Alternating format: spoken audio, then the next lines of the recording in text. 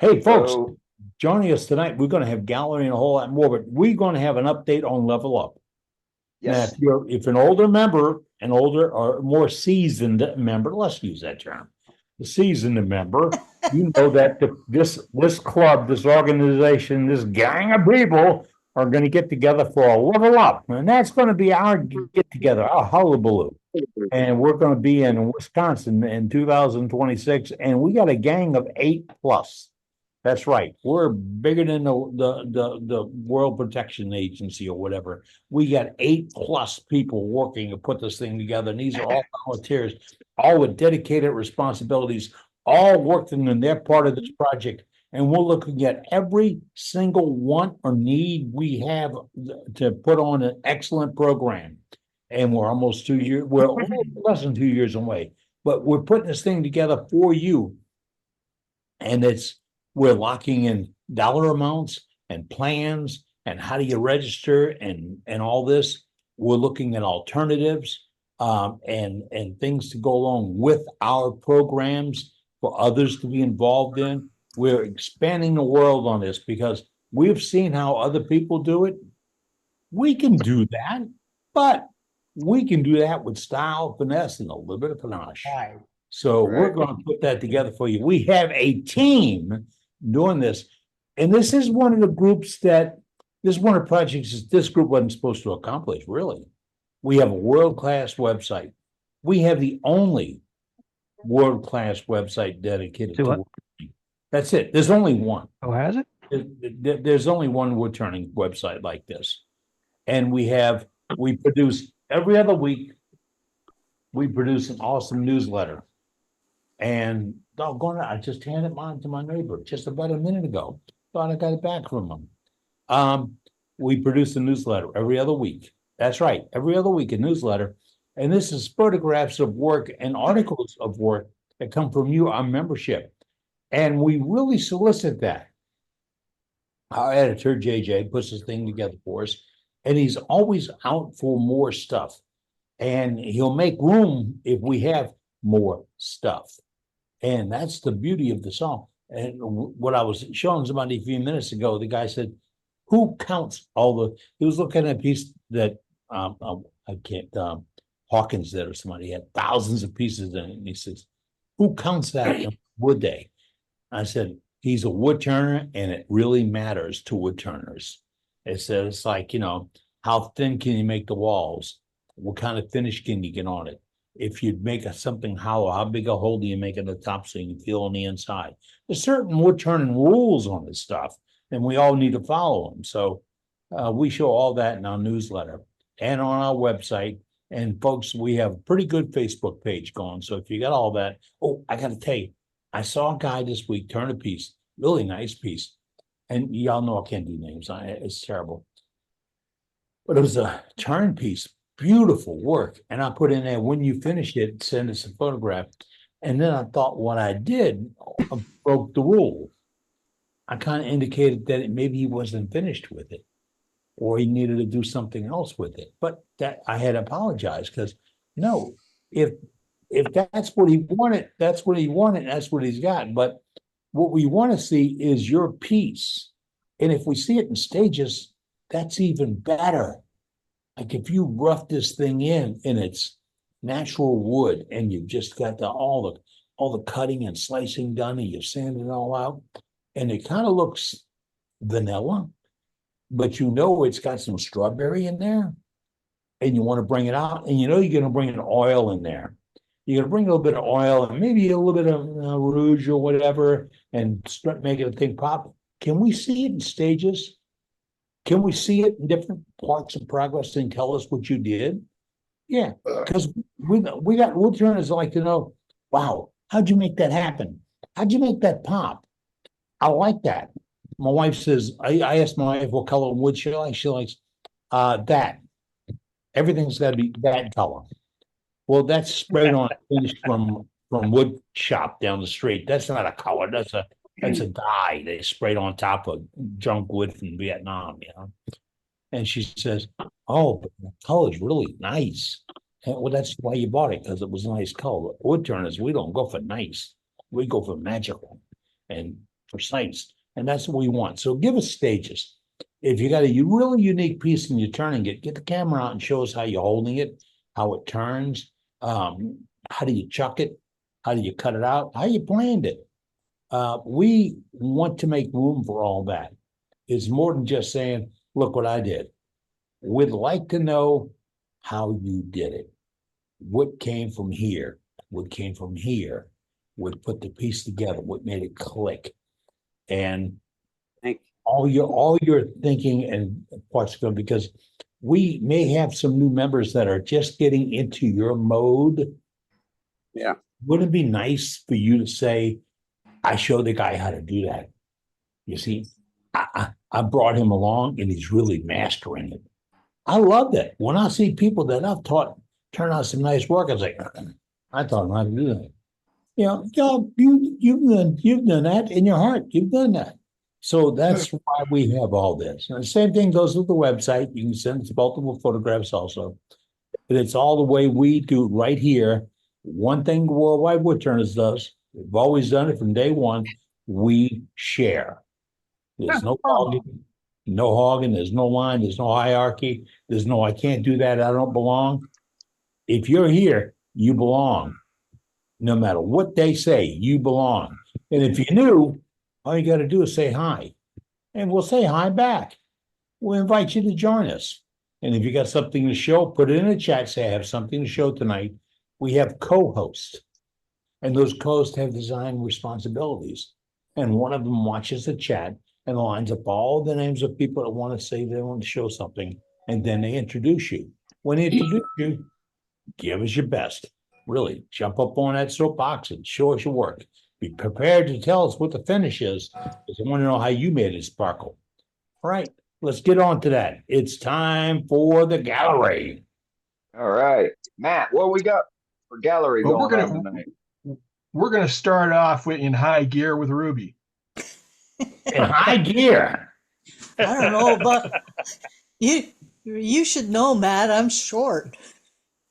All right, Well, I know you got lots of gears, so these are a couple of boxes made from sycamore, and the paint has kind of faded a little bit. This was kind of a nice pink color, and the green has darkened, but they are boxes. Cool. And they were quite this one, to get the texturing here, it was sandblasted. And then on this one, it's more of a gourd shape. And I was thinking, for Halloween I should have done one in orange, but it's another box. I got my hand up for a question. That's great work on the stem. Thank I you. was just going to say the same thing. Now, the other stem, was there any water involved? I mean, I'm sure you used some moisture. No, it was turned green, and while it was on the lathe, basically what I did was tied a string from here to this end, and as I tightened the string, I applied the heat gun along here, and it just kind of curled up. That's pretty. Cool. That Very is. cool. That is beautiful. That is. It's gorgeous. My goodness. I thought you might like these because they're kind of fall. Yeah. Sure. Absolutely. Those are fantastic. Nicely done. Nice job, Ruby. They really Thank are. you. By the way, the texture on this one, I'll let you get a good close look at it. Anybody guess how I did that? Is that water bubble? No. Water droplets? Nope. No. Hammer? No, By accident. would you believe I just loosely put on a bunch of glue and then let it Yeah. dry? Yes. Yeah, that's what I was thinking. Nice. Then I That's awesome. painted it a dark greenish color, and then dry brushed the tops of the glue pieces. Perfect. Awesome. It turned out fantastic. Very It nice. did. It did. I mean, Outstanding. beautiful. That's it. All right, thank you, When Ruby. you said, Ruby, when you said Real- your what'd you sandblast with? Yeah, that's right. Just a very, very fine grit of sand through in a proper sandblaster. Okay, It was one where you had to put your arms through the sleeves and Yeah, hold everything inside the Mhm. box. Right. to use garnet and not walnut shells. Yeah, probably. Okay, right on. Good job on that. Great question, Nettie. My. Okay, Thanks, thank you. Ruby. Next up is Dale. What you got, Dale? I got 3 medical pens I made this week. They're all cast from Alumilite Amazing Clear Cast. This is what we're talking about earlier. And eye candy pigments. One's completely white at my wife's suggestion. One's a purple and white, Very nice. and one's a red because I've seen nurses wearing a purple and some nurses wearing red scrubs. And of course, doctors wear white coats. Very nice, Dale. They are. Good They're job, Dale. quite Mhm. attractive. Dale, I got a question on that. Did you have to paint the tubes? I didn't. There's Okay. 3/8 inch tubes, and bushings leave them thick enough that I didn't feel like I didn't paint the tubes, and they don't seem to be affecting the color any. Okay. Because Thank you. there's still a good 1/16 of an inch of resin left. And there's no, the only thing I did is I micro meshed the with wet sanding to 12,000. Very nice. Cool. And then I think if I remember right, I used the white Yorkshire grid on them to make so they didn't have to worry about fingerprints, Okay. Very nice. because I don't have any pure microcrystalline wax. I wish I did, but I don't.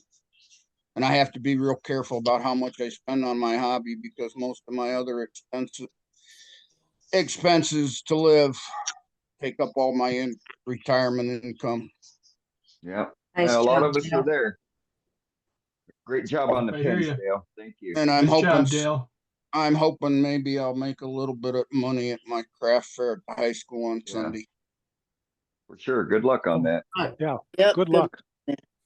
Yeah, I haven't done this craft fair before, so I don't know. I've been to it before a few years ago, but I have not done it, so I don't know how I'll do. Very cool. All right. Well, thanks again, Dale. And next up is Dave Kingsley. What you got, Dave? Well, pretty much my usual. I got Very another, bold. another cherry bowl, Beautiful. and I'm Good still job. working on variations on the edge. Mhm. And then I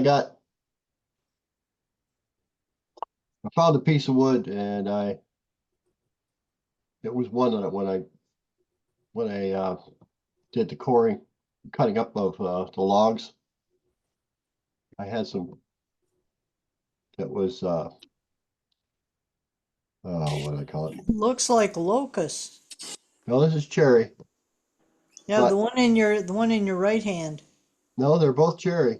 Very. They're not matching pieces, but it came out to a half decent looking little candy dish. I like Nice that shape a lot. Nice little pot. I like that shape. Good little Yeah, I like pot. the shape. Yeah. I think the knob is just right for that. Yeah, it looks pretty. Mhm. Yep. Yep. Good looks job, good. Dave. And then when my sister was here a couple weeks ago, I let it slip that I had made some small communion sets for new pastors in my district. And she said, "Well, I want one." Mhm. Funny So, how that is. yeah. There you go. There you go. Nice. That Love is it. pretty. That's pretty. And Very good. this is maple but this is cherry. And when when I chucked it to do the bottom, I left that ring around there. And I got to looking at it, I go, I like that. I was gonna sand it out. Nice little burn line. Yeah. That is But yeah, cool. I like that. I think it adds a little bit. Plus it Yeah. tells her when to stop filling. There you go. Right. Yeah, not Visual. since you said it, yes. But other Very than that, I nice, didn't get Dave. much That- done. Yeah, that's Thank really you. pretty. I like that, yeah. Looks good, Dave. I'm having fun and this started out as I was thinking about making it a captured ring. And then I said, that'll be a little tacky for a communion cup. Yeah. But I really like that, the way it came out anyhow. And the nice part is when my son saw it, he says, oh, nice little chalice. So I guess I got something right. That's pretty. I'm having fun Very trying nice. some different things, Yeah. Good You're job. having fun. That's the main thing. Mm-hmm. having a All right, blast. nice job, Dave. All right, I'm up next. So my first piece tonight is an ornament. This is based on a video that Heather from Spirit Wind did. So thank you, Heather, for the inspiration. This is a old junky piece of red oak, and it's being finished, and it's all a single piece of wood with burn lines and that kind of stuff. So it's a lot of fun and very easy and quick to do. So, and So the second ornament. you didn't hollow that out? No, it's just a single solid piece of wood, not hollowed at all. It's a little on the heavy side, so don't hang it on the end of the tree, on the end of the branch. And this one is substantially lighter than that, mainly Oh because my there's nothing to it. Very Oh, cool. that's Nice. beautiful. Very nice. That's Video. pretty. That's really pretty. Now you need to So- put a little Santa Claus or a Christmas tree Yeah, inside there you it. go, yeah. Yeah, I think you're right. I think you're right. I've got to put something inside, but I've had some demo requests for doing these inside out ornaments, so I've made a couple in the last weeks, and the paint on this is a metallic blue, and this one came apart on me on the lathe, but I don't know if you can see this, but it's kind of cruddy in here. But I was No. able to recover it without major damage, and I like that blue. Yeah, that blue looks good. yeah, it's straight out of Walmart. It's like a folk art metallic blue paint, sapphire or blue or something. So Very nice. um, The red ball hanging inside that would be good. Right. yeah, Did you- and there's a lot I could do with it. So I'm not sure what I'm going to do with it, but you're right. It needs a little something on the inside. So I'll come up with something. So Little Yeah. red ball. At what Did you point paint did you that paint first? it, Matt? you paint it. I painted it before I re-glued it. So Okay. Very good. That's my question. if you know how this works, you Right. basically do it. You glue up for. If you can see that there's the glue lines in there here. This is still being finished, guys. So, but at one point you turn the inside, and then you take a chisel or something and split the four Separate pieces and them. rotate them and turn the outside. So you paint it while it's still the inside is out. So that's why they call Okay. them an inside out ornament. Perfect. Hang And I'm sure another what's hang that? another miniature ornament inside the ornament. That's a great idea. I may do That is a that. great Make idea. it gold or something like that. Yeah, but thanks. So they're a lot of fun to do, and they just take some time because you got to wait for the glue to dry and that kind of good stuff. And What they're a kind of little glue on are the you fragile using? side. Are you using On Quick and Thick? these, I use the Quick and Thick on these, Yep. and it works good. When I put the first set of pieces together, I was gluing them with little strips of paper between them, and so far I haven't had any break while splitting them.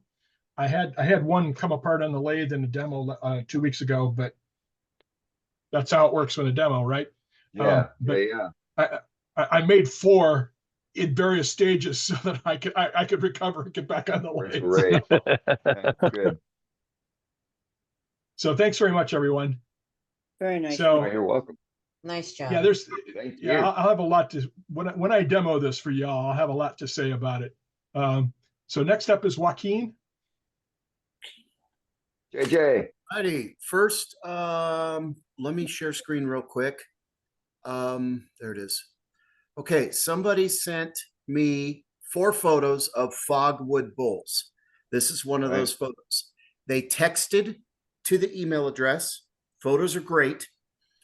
The problem is they didn't say who they were. They just said, I found this wood on the ground and I made some bowls out of it. When I tried to respond to the email, it got kicked back saying that they couldn't respond because they had texted it. I've posted this on the Facebook page. Doug Miller shared it again today on the Facebook page. If these are your bowls, please email editor@worldwidewoodturners.org and say, hey, those Fogwood bowls are mine. I need to know who you are. I want to put them in the newsletter, but I can't do that if I don't know who you are, because I want to give you the appropriate credit and say, John Schmuckatelli made these Fogwood bowls. So if I can't put your name with your photo, I'm not going to put it in the newsletter. Right. It's an ethical thing. So that was, first of all, That's one thing. I have in the last 48 hours received a number of photos from a lot of people. Thank you. We're up to much higher than just 10 artists. So that's looking really good. And then I have a piece to show, and this is actually a Recovery Corner piece. This is my elm hollow form, and this is salted elm. And when I put this, I rough turned it and put it in silica gel, and it split from here to here. I had a tenon on the bottom. I didn't have the bottom turned down to this dimension yet. I had a tenon on the bottom so I could hold it. So I filled the split with African blackwood shavings and super thin Starbond CA. Looks And beautiful. It really does. some more cracks And up here. That's finial, JJ. Oh my gosh. So Yeah. I actually drove to the Duxbury's through the front edge of Hurricane Helene to pick up the holly for this finial for this piece. And got home just as the heavy wind was hitting. And one thing, this is just a personal thing. When I do a piece like this, especially that's very tall, I do not glue the finials in, because if you're going to transport this breaks. So I always try to make sure those finials have a good friction fit. That's not going anywhere. But for transportation safety, don't glue it in. But I can show you this little holly finial. What's funny is Mark Soleil texted me last week saying, "Hey, I'm going to be on tonight showing toothpick technology." And I said, "Oh, I'm going to be working on some toothpick technology myself." I was talking about how thick that finial is. not his toothpick technology, but this is actually try number 3. I have 2 false starts in the shop. The carving is not easy, but I think the effect is absolutely stunning. Yes. Very nice. Gorgeous. That's amazing. So is the finial a 2-piece finial? I'm sorry? Is the finial a 2-piece finial? No, How'd you this is hollow it one out? single piece of holly. How did you hollow it out? With my Dremel.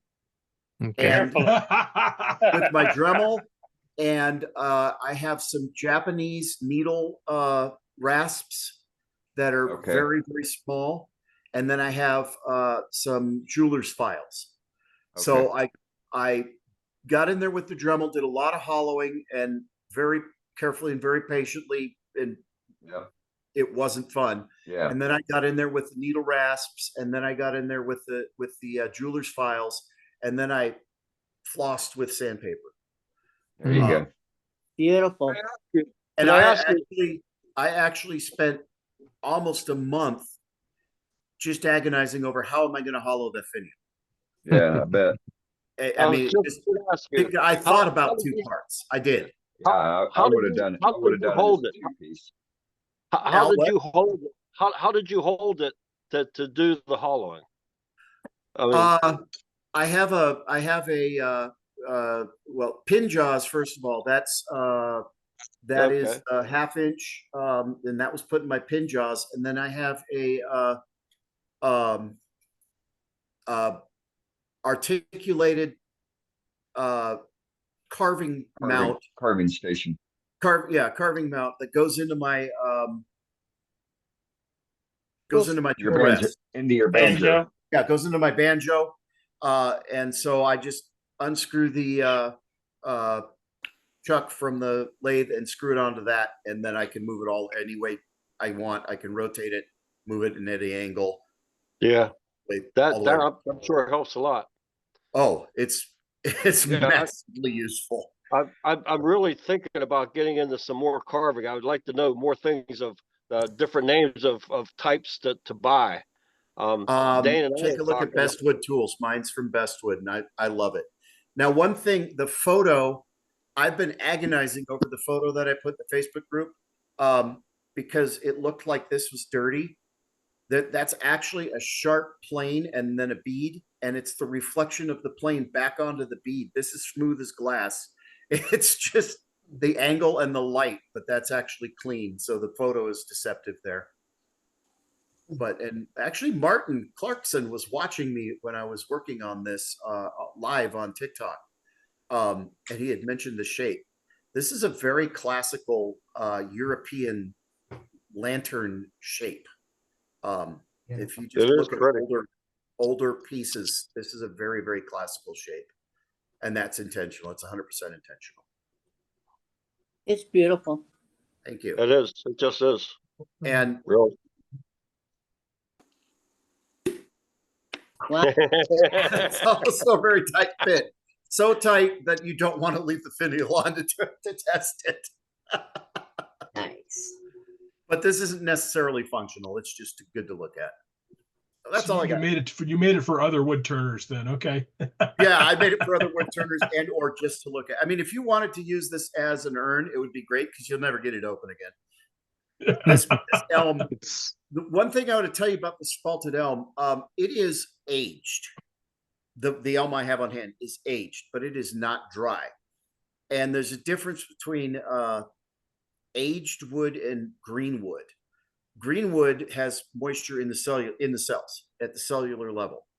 Aged wood that's not necessarily dry, the moisture is in the fibers, but it's not in the cells.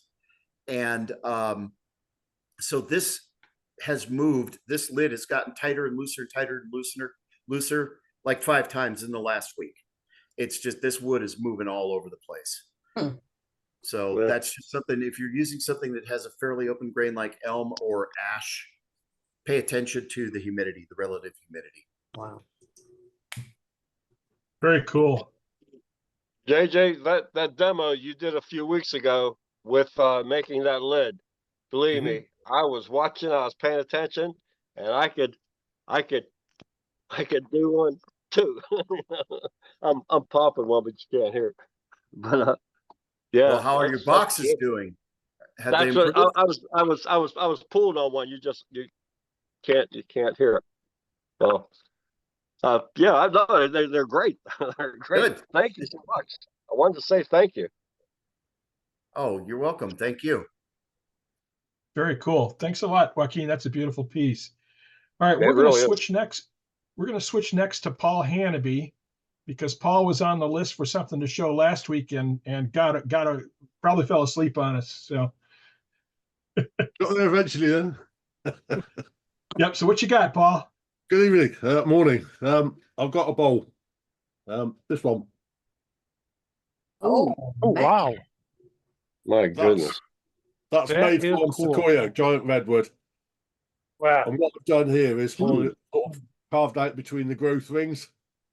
Mm-hmm. Oh, it's beautiful. So the outside, awesome. what I've used to do this is, it's like a rotary brittle abrasive that you get for stripping paint on, windowsills, that sort of thing.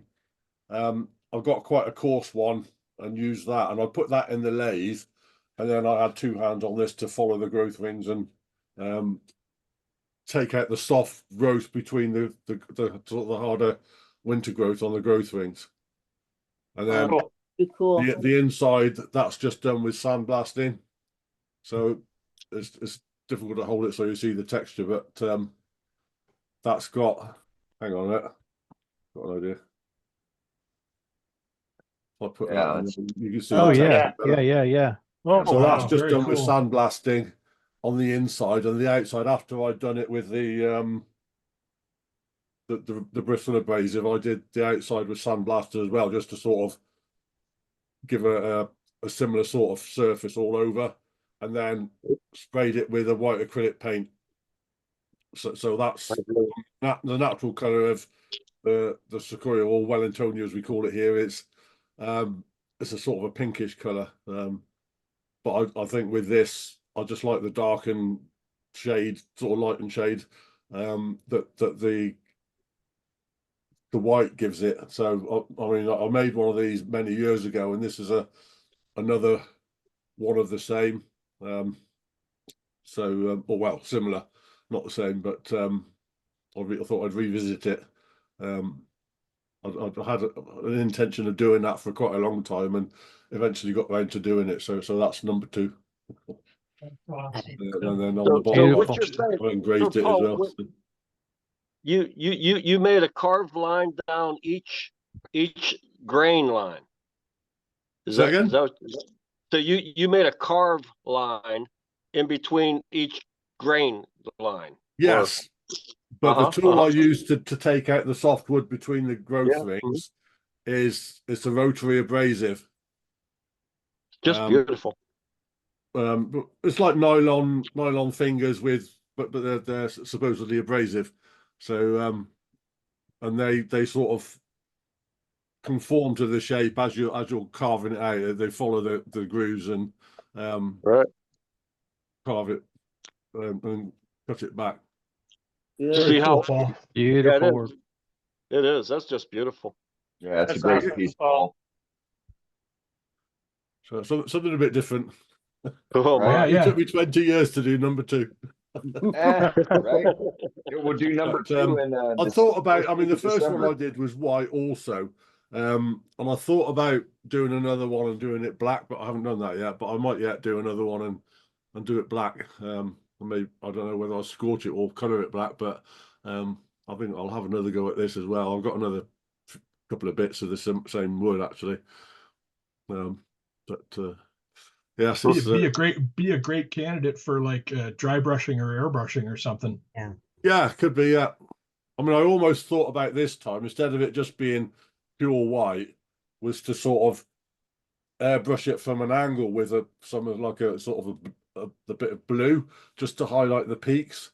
I'd love to see that, Paul. I'd love to see it looked that. a bit like ice, but in the end, I decided against it on this one. But I might again that might be number 3 and 4 sorted out. Yeah. I prefer it just being the white the way it is, because then it shows the detail. It better sure does. Yeah. With the light and shadow. Yeah, just tell you the truth, I would prefer it in black and then use some iridescent paints sprayed on from either side. Yeah, I'm not. So you get I some. see where you're coming from, but so you get some nice color change. Yeah, you could. Yeah, you could. I mean, there's an awful lot of different ways you could go with this, but I think with a lot of color on from iridescence and things like that, you're almost adding another layer of sort of competition against what's basically there with the carving. So I just wanted to keep it simple and quite a stark sort of effect, if you see what I mean. But yeah, you could. There's a lot of ways you could go with that, with iridescence and all sorts of colors. But yeah, I think sometimes less is more. This is one of those is debatable, but that was the plan. Paul, what kind of wood is it? Yeah, it's Sequoia. Okay, that's right. Sequoia. Giant redwood. Okay. What you call giant redwood, what we call Wellingtonia. Yeah. So it's. I mean, I think the history of it is back in the 1850s or something like that. The Duke of Wellington apparently had a load of seeds of Sequoia brought over from California. So this might have been one of those trees that was planted right the sort of 1860s or thereabouts. and obviously they get quite big here because we've got a much wetter climate than where their native Right. territory in California. They grow really quick. So there are sort of quite a lot of country estates where there are Wellingtonia growing in the grounds, and when the country estate might have over the years changed into other things like housing estates or whatever, because some of them don't exist anymore, the trees might Right. well still be there. So occasionally you find them in all sorts of odd places, but it probably was at some point in its life a country estate whether it's planted, because I think the Duke of Wellington sort of passed on seeds to various other sort of members of the sort of gentry that lived in these country estates. So that's where quite a lot of this wood comes from in the UK. Aren't the sequoias protected in the UK? Are they what, sorry? Are they protected? Not at all, no, because it's not a native Okay. tree.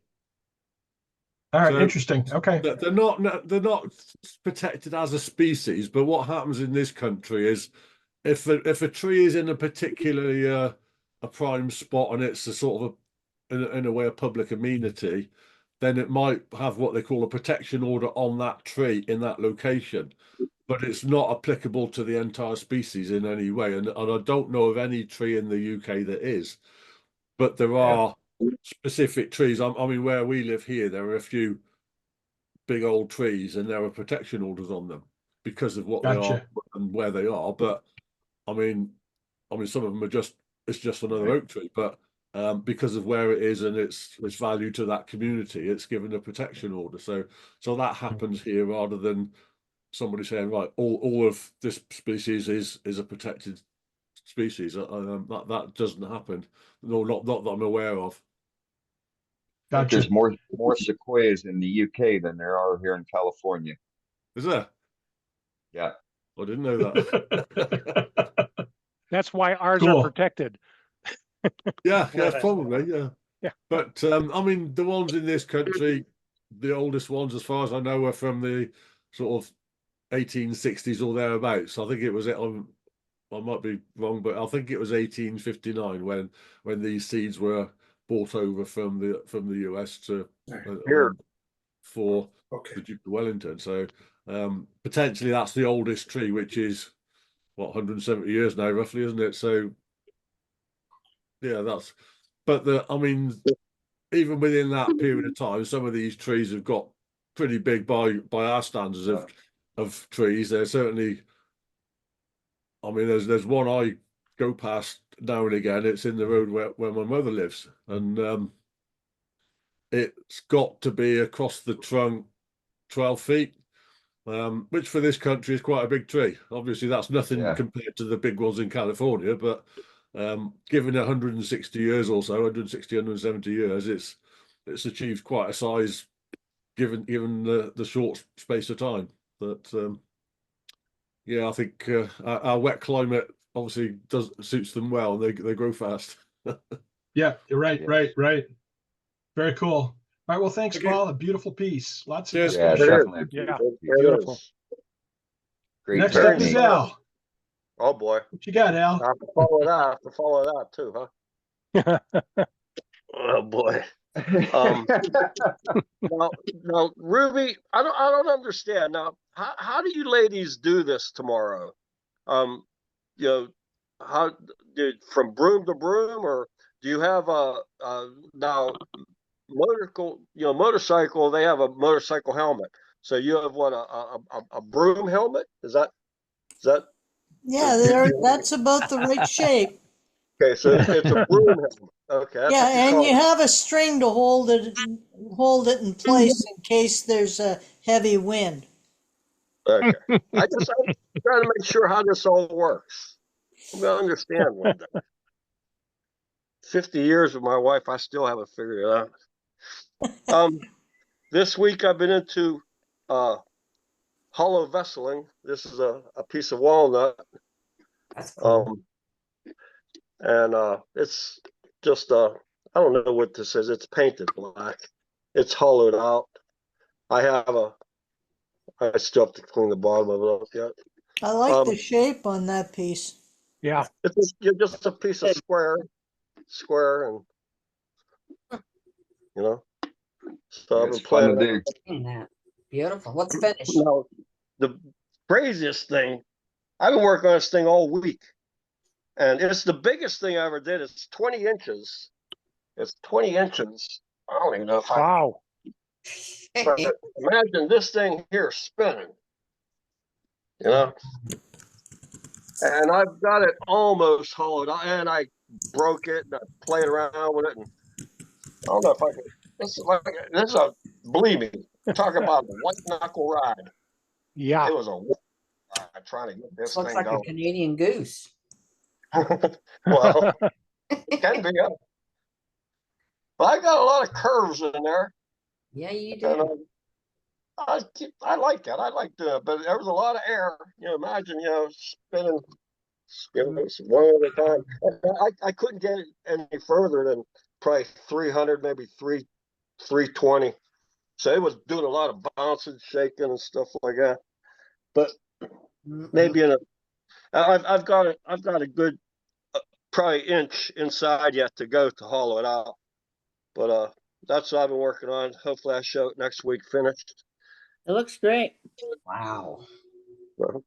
But that's the biggest thing I ever did. Believe me, it was scary. It really was. I was like, you had to pay attention, Right? But again, you know, here's what I was trying to do. JJ, there. Snap cap. Yeah, I've never. After watching you, I know what to look for. So again, thank you. Just make sure you're wearing your face shield when you work on it. Oh, I don't touch anything spinning without it on. I mean, I've learned that 40 years ago. Construction, you know, it's always on. So anyway, everybody have a good evening. Thank you so much. Everybody be good. You too, Al. You're very welcome. Nice job, Al. Next up is Jeff. Hi, everybody. Hey, Jeff. A couple weeks ago, I did that demo on the whiskey smoker, and if you remember, my fancy lighter failed, and it turns out it was the valve on the bottom that quit working and was letting all the butane out. So I went and got a new one. That's what it's supposed to do. So I just wanted to point that out and reiterate that you have to have a 3-burner torch to have that work properly, and not a single. And you have to have a lighter that works, of course. That helps a lot. So, okay, this week I've actually had some time in the shop, and I'm getting ready for a show in December. This is a salt grinder I made. Very nice. This is a style I'm sticking with. I really like this, and it, you know, it's not a really difficult one to make. It's an 8-incher, and I've got I use Chef Supplies grinder mechanisms in it, and this one's made for salt. I've got the wood downstairs. I'm going to start on the pepper version of it, and then that'll be sold as a set. Then I'm going to make a salt and pepper grinder set out of segmented, and I'm probably going to use walnut and maple for that. This is a piece of maple from a baseball bat blank that I got in Ohio a few years ago. So I pull that out every once in a while and use that, and it's a nice wood. It's a nice hard wood, and it looks good when you get a finish on it. So very nice. Thank you. That's what I got for this week. Hey, Jeff, You know that what? mechanism, it's what, ceramic? Yes, it's ceramic or for porcelain? salt. Yeah, Okay. you could do pepper also, but Yes. and unlike the Woodcraft, which I've used for years and I like, Woodcraft has a ceramic mechanism, but they got a steel spring in it, which will corrode. This has no spring, so there's no adjustment. It's got one size, which when you think about it for salt, it's probably a good idea. You don't overdo it then. So. You know what? When you did that demo and used that lighter, you know, I've never seen one of them lighters before. Oh. Since then, I went to Menards the other day, and they have them. Yeah. How about that? Now you know what to look for. Lighter. They're right the end cap. Yeah, for wholesale, you can get them at a really good price wholesale, and that's why I grab them, because these actually, when you go into a cigar shop, if they've got these, they sell for $50 to $60. Oh my! Yeah, it's all metal. This is the first one I got that had a color. It was always gray before, so they've come out with a couple colors on it, and they also have. Let's see. Maybe I'll just go into the high-end lighter business. Holy smokes! Yeah. It's also got a piece on it. If you're a cigar smoker, you know you can use this to punch a hole in the end rather than cut the end off, which is what I prefer to do. So, anyways, yeah, I've seen a lot of them out there, many different sources. And I just happened to find the guy who wholesales them here in Michigan, and he worked me out a deal. And I don't have to buy quantity. I just call him up and say, I need this many. And if it's 1, if it's 10, he'll send them to me. Nice. Great. Very nice. Very nice. So Thank you. if we look them up, what are we looking up? Just a 3-burner butane cigar lighter? Well, the brand is Kollea, Kollea. Can you put that in the chat? Yeah, I'll do that. Yeah. So, And where you get them from? My guy will not sell them to anybody. He sells to stores and stuff, but I'll look around and see if I can find another source that has them pretty cheap. Amazon might have them cheap. I'll double check that before the meeting's over with. They're on Amazon for $16.99. $16.99? Okay. $16.99. 1699. That's a good price. It's a very good price. And you can get them in blue, rose gold, or silver. Yeah, that's what I'm seeing now. Oh, the silver is $16.99. The blue and the gold are $15.99. Oh, really? And it takes nothing to make them any different. Right. Thanks, Tom. Thank you, Jeff. You're welcome. Very cool. Next up is Doug. Yep. So we got time for one more gallery. Okay. Go ahead, Doug. And I'll try not to take very long. My demo yesterday. Well, first off, hope y'all saw in social media the big 20-inch platter I did. I'm sorry I don't have it with me. I mistakenly took it to the store today, and she wasn't going to let it back out. So anyway, on top of that, it was a cool platter. Anyhow, did this yesterday. It's color shift powder, the chameleon powders on the rim. This is a piece of catalpa. Whole idea was just a nice bowl to have candy in for the trick-or-treaters. We don't get trick-or-treaters here, but that's what I wanted to do. You get that light on that rim just right. That's green. Of course, if I turn it, you see the red or orange color. That looks great. That looks fantastic. It's a lot of fun. That's I've got powder? excuse me? You say that's powder? Yes. Wow. I painted the rim black before I hollowed it out, and then where I had a line on there, and so I knew where my rim was. I knew I was going to have that wider rim. Put after the black dried, I put gilding size on it. Gave that a couple minutes to dry, then brushed the powder on. So, yeah, it's pretty fun. Anyway, I've got some more lacquer to put on the outside. I've got the rim and the inside, probably one more coat there, and then I'll get the outside done and still got to get my tenon taken off, but we're in great shape. It's in Was that process. Emma's chameleon powder? Yes. Okay. Yeah. I've got this here. I was e-worming for Doug last night when he did that, and a lot of the time when he was actually putting the powder on, it only looked orange. Yeah. To the camera, it only looked orange. I'll verify that. Yeah. You only got the color change when Doug actually stopped turning and then showed it to the camera. Right. And once he did that, it was absolutely amazing. It really was. Yeah, because it was on the lathe, and that was the angle you saw right there. But then when we got it off, we could turn it, get the light coming at a different angle. There it is, green as it can be. So anyway, that's what I did this week, other than that big 20-inch bowl that just about killed me. Sorry I don't have it. I wish I did. But anyway, it's been a good week. All right. That's good, Doug. Thank you. Thanks, guys. All right. We're almost to the top of the hour. Let's go to Sue and get our safety moment going here. Hey, Sue. Hi, guys. I can tell you one thing not for safety, but when you have a relative that calls you and says, hey, would you like to have company? And I said, Well, of course, you're always welcome. When are you going to be here? Thinking, next month. Oh, how about tomorrow? Yep. You can't say no. So they left this afternoon. So yeah, I didn't get any gardening done. But last week we were talking about the little things.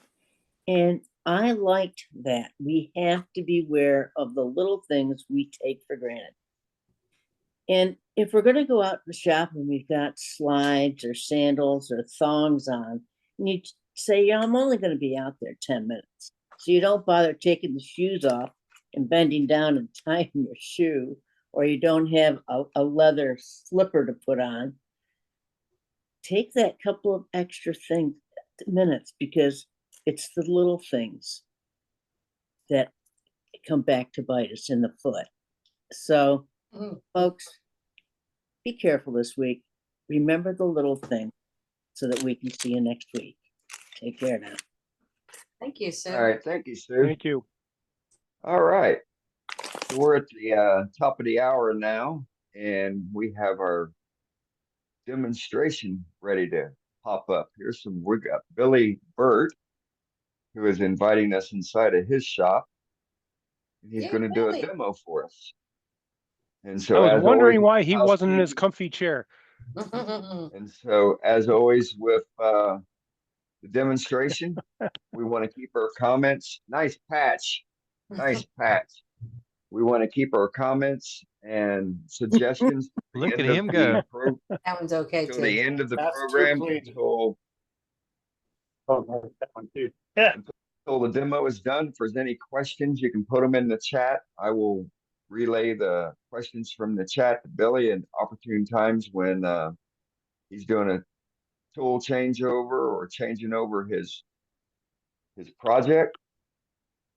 And so with that, Billy, I am going to mute everybody. You will need to unmute yourself.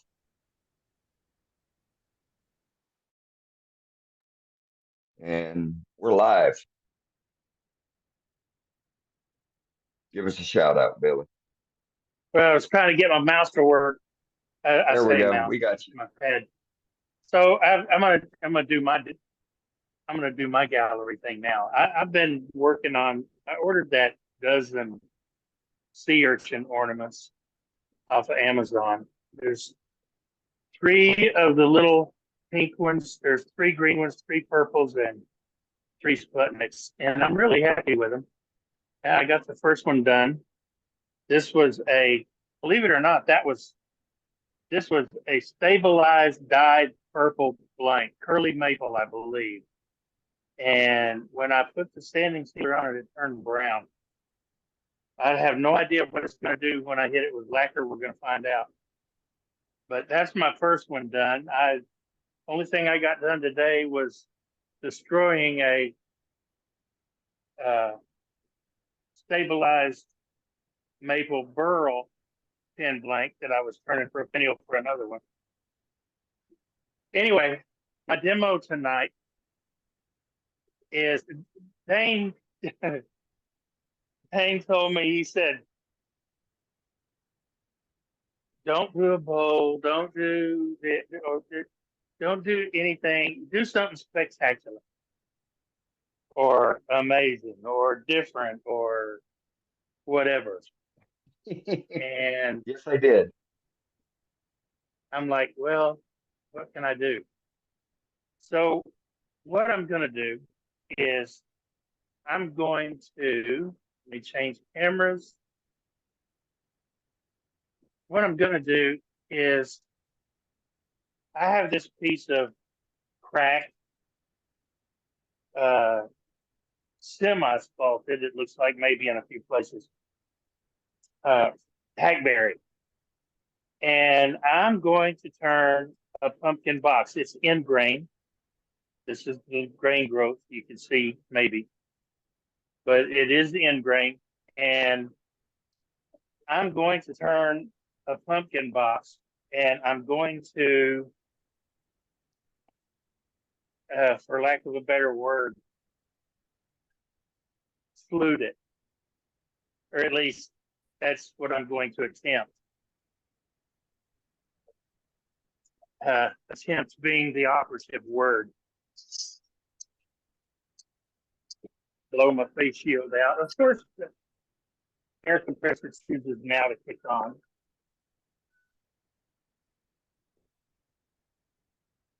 All right, face shield on. And that will probably let you hear me better because we of my got you. earbuds. So is that compressor making too much noise? No, I don't hear it. Okay, good. All right, so I got it roughed out and I've got it in my Vicmar chuck with my shark jaws. So I'm not worried about it going anywhere. It is relatively round, not real flat here, but that's okay too. So we'll screw it up. And when you turn something around, even though you think it's everything is, you know, I had it between centers, I rough turned it, I turned it around, I cut the tenon on it, I put it back between centers more or less, except this time in the chuck, but it's still off a little bit. It doesn't matter what you do, how good you are, at least from what I've found, that's what you're going to have. So you're going to have to re-true it. Now, the question we need to ask ourselves with this little pumpkin box, and I've done several of these, but what we need to ask ourselves is, what kind of shape do we want? I'm doing a shear one here. And the hopping is from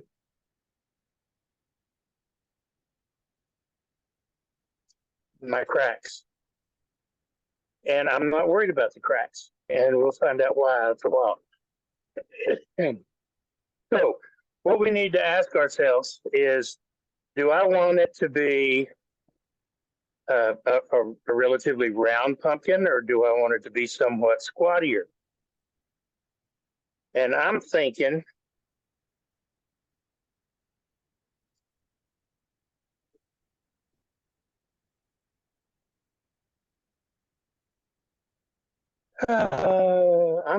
maybe somewhat squattier. Let me see how good I am here. Check my diameter. Hold on a second. Compare that to that. Perfect. Okay. See, if I wanted it round, I'd just leave it like it is and go from there. So I want it a little bit squatty. I may change my mind, make it even a little more squatty. I don't know. We'll see.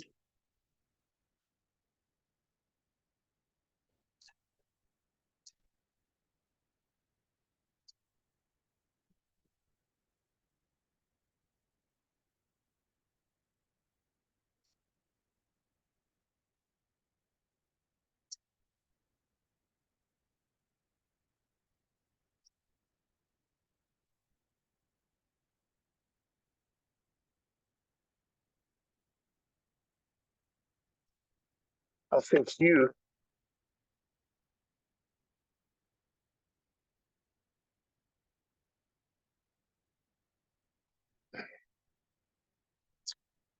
I was running off the end of my tool rest. I won't now. But I've got a little. Now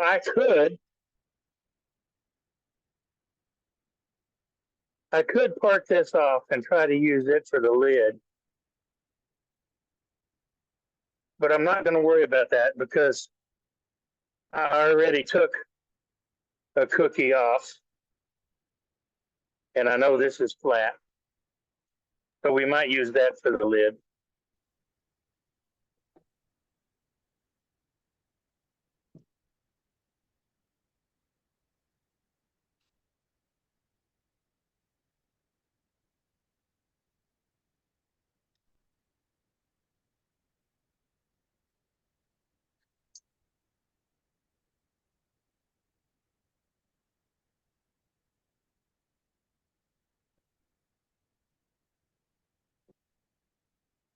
And I know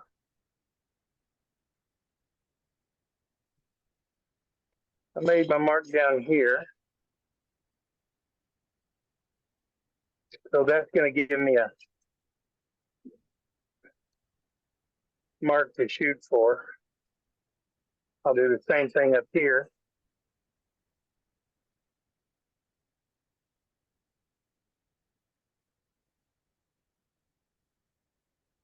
And now I can just start getting the rest of this stuff out of my way.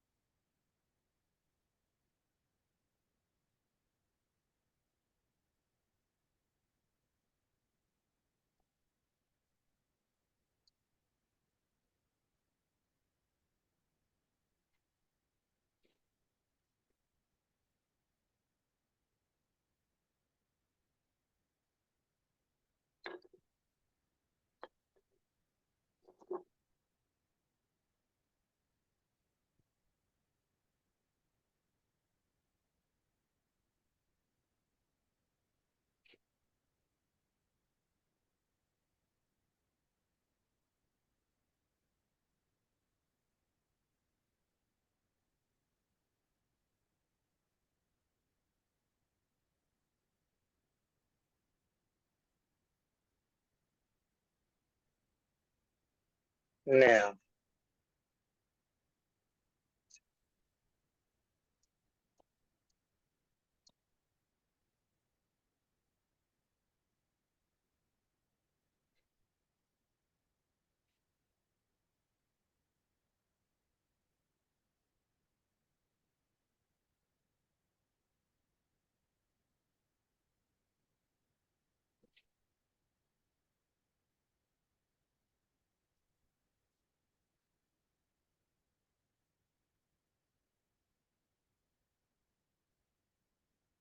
switch to my 40-40.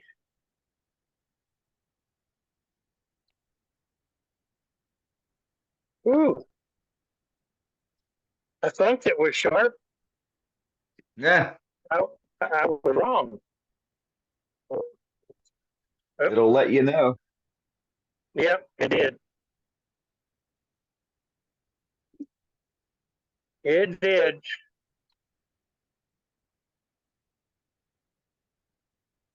If you need to sharpen, go ahead and sharpen, Billy. Do what? If you have to sharpen, go ahead and sharpen. Oh, I am.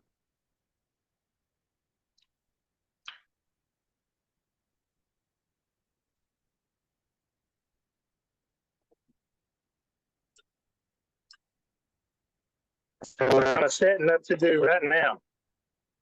I just didn't have my angle set. I thought it did, but I was wrong.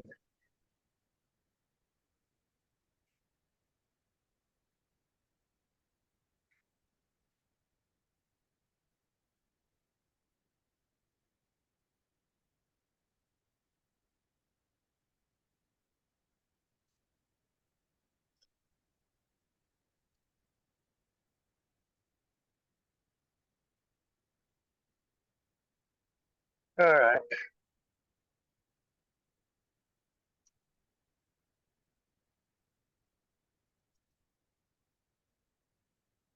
That should be a little bit better.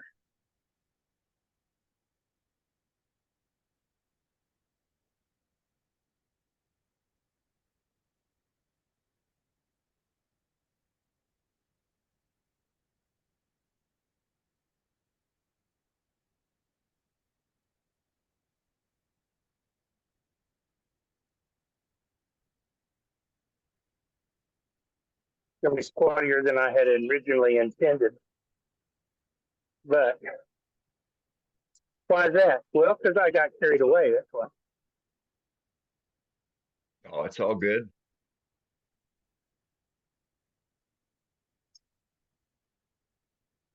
What kind of wood was that again, Billy? the kind that likes to frustrate me. Oh no, it's Ah, it's hackberry. okay.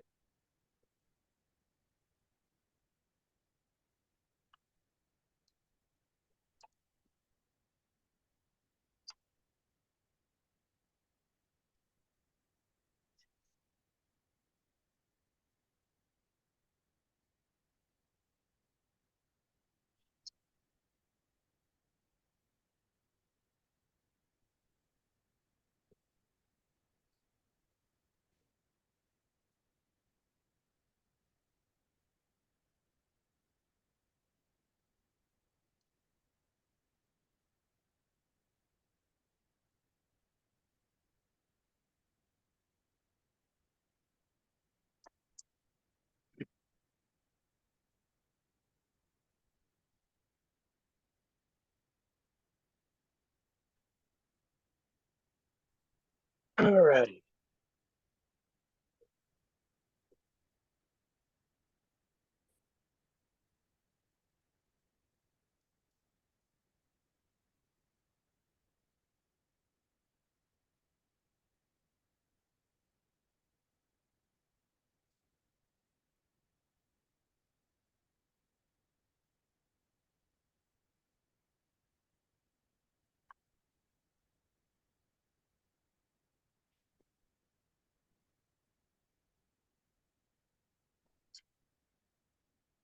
I have made a mell of a hess of this already.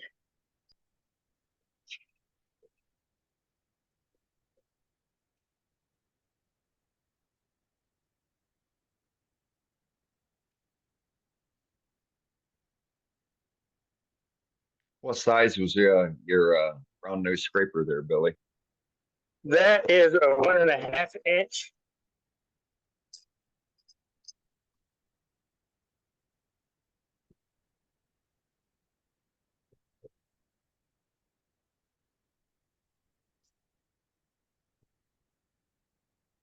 I think. Maybe 1.25. Yeah, I know it's bigger than an inch. Yeah. Oh yeah, it's definitely bigger than an inch. I think it's 1.25.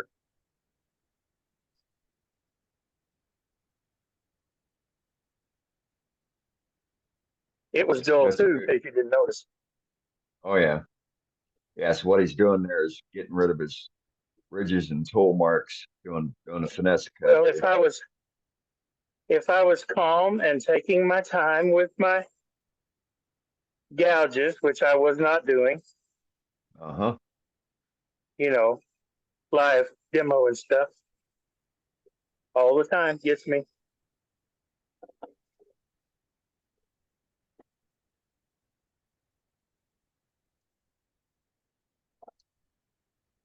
Okay. Oh, see that? Y'all didn't say something. I missed it. That were a no-no. I think you're good if you're not wearing Crocs. No, I'm wearing shoes. You can't see them, but I'm wearing shoes. Good for you, I don't Bill. wear socks out here. Well, Billy? All right. Enter the shoe the right way. Don't do that? Are you using your 40/40 there? Yes. And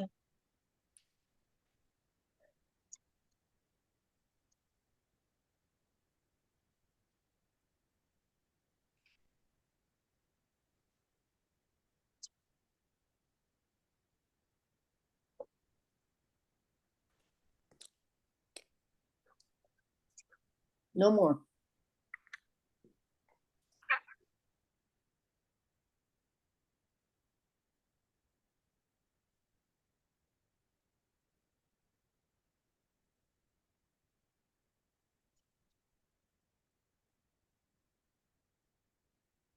all right.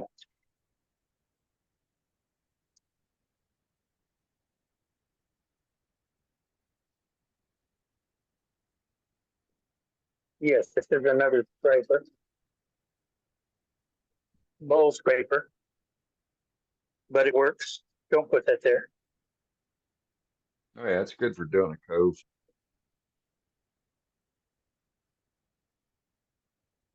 And another scraper. Because I want to get down there a little bit.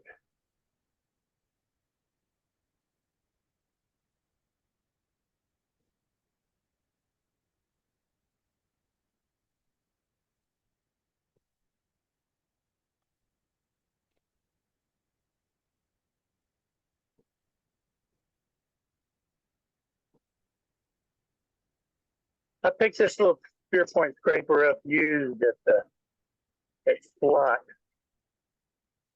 And I like it. Yeah, they're a good chuck.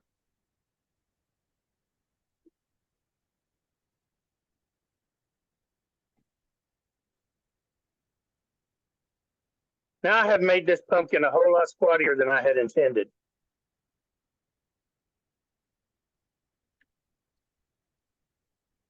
Because I got all animal on the tools.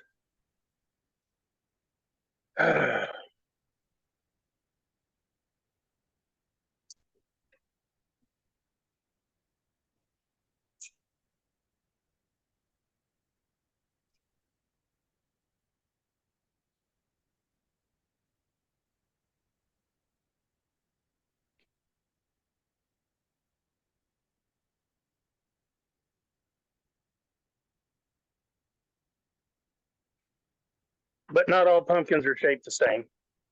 No, they're not.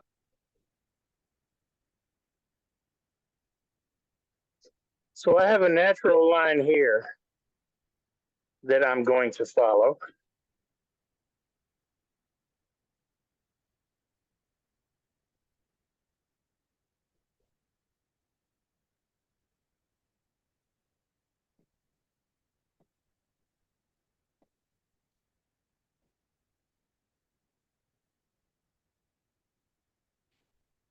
So that'll be my first. I'm going to put 6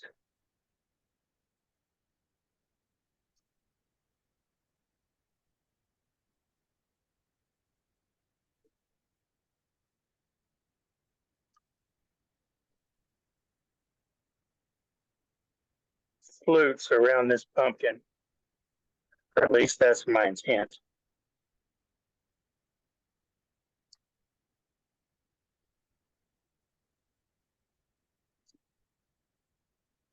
Provided you stop it on 6 instead of 7.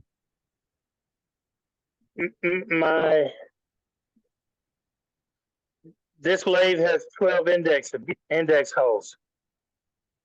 It don't have 14.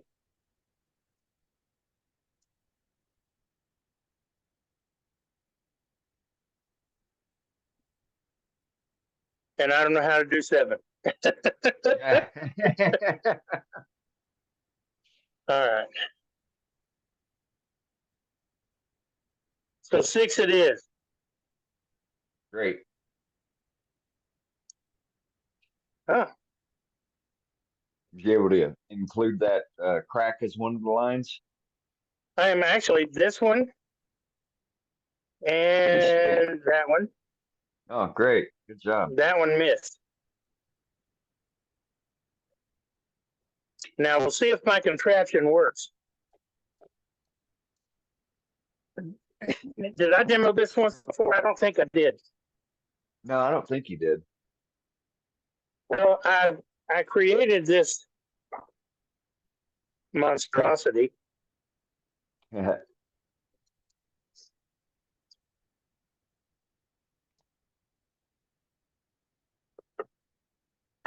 It's basically a Harbor Freight palm router that I cut holes in this piece of oak, and then I cut it in half, and I screwed it together, and it held the palm router. And I thought, well, I can clamp and I tried it, and I can make me a template and clamp it to this board, and I can run this around. I didn't have this on, the shield. and I can run it around and I can do all this stuff, right? Well, that didn't work real well because I was running this piece of wood along the template, and that didn't work. So what I needed was some kind of a follower out there. And the other day I got to thinking, well, I can just put this on it. So I had to modify this so that it would fit. I can put the shield back on it, and I can have my depth adjustment, and then I can just use the shield as my depth gauge. So that's what we're going to do. Before I do that, though, I see something that's in my way.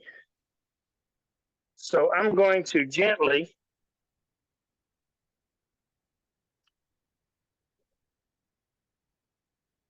calm down and breathe, stupid.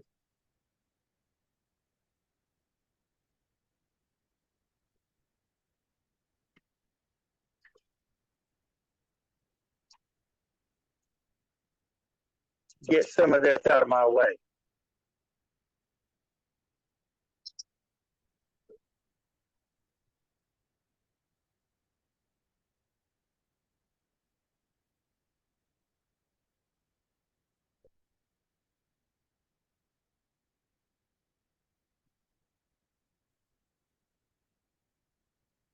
That's one way to do it. That's why you wear a face shield, people. Yes, sir. Now, am I worried about all those splinters? No. These over here, not a bit. Because they won't be in the finished piece.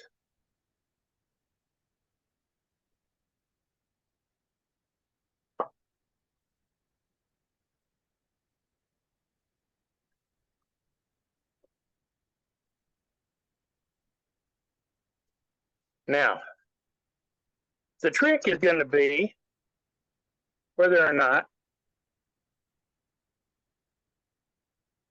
I have this set where I think I do. We know where that is, and that's not quite there.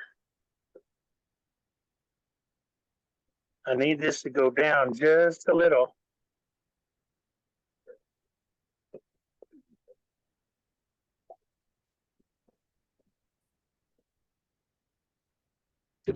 Boy, it's close. Ah, it's there. There you go.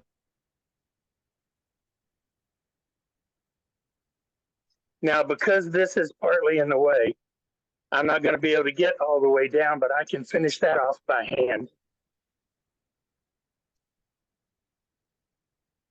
with my Dremel.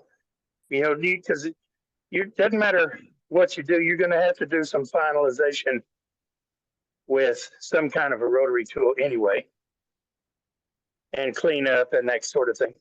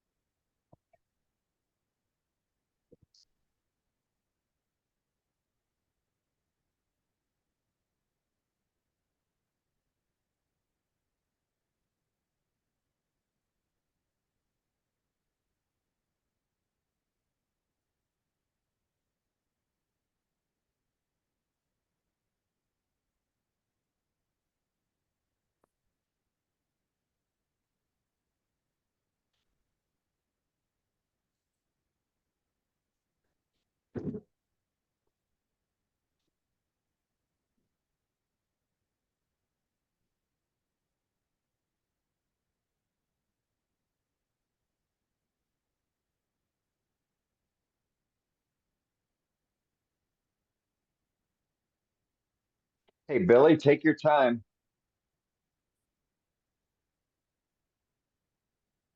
I am.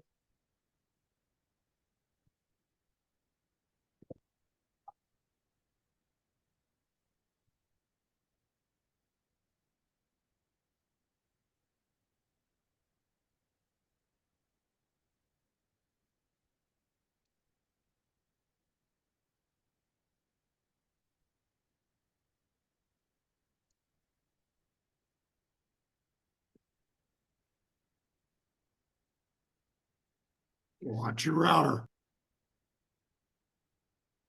Grab your router, Billy. All right. Do this the right way.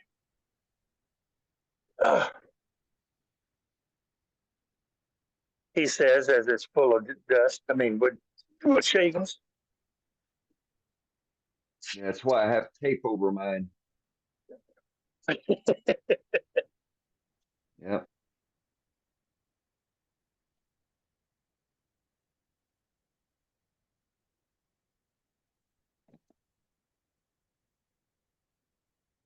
I'm not that smart. Martin Clarkson uses the butt of his cigarettes to plug the hole. I don't smoke.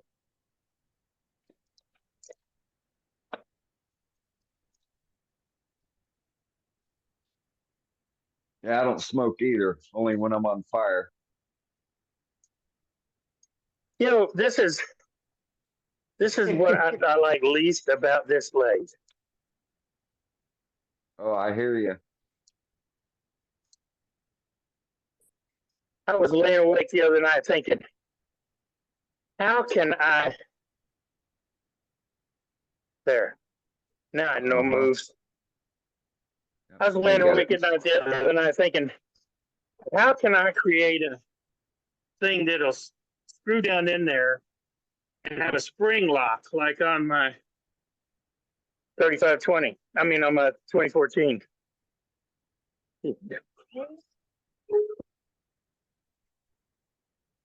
You let me know when you come up with a contraption for that.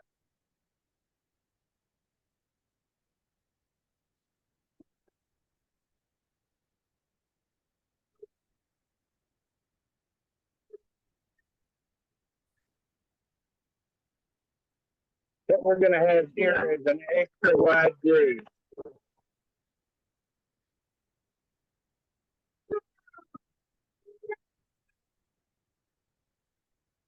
Because it didn't follow, but again, I can fix it when we get down to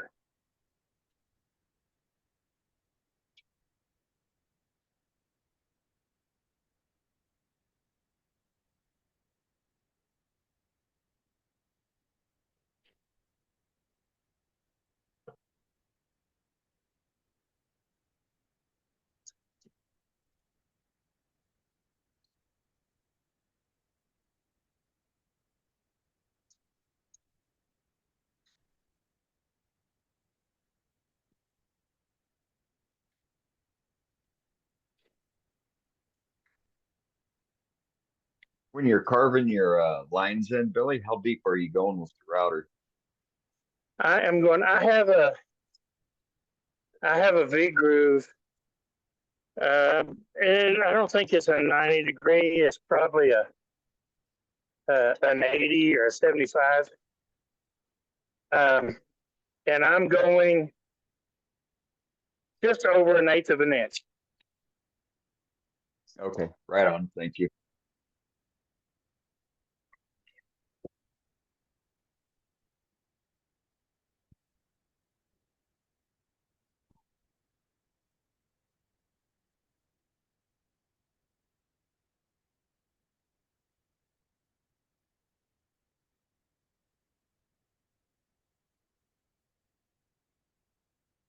And I'm going all the way to the field.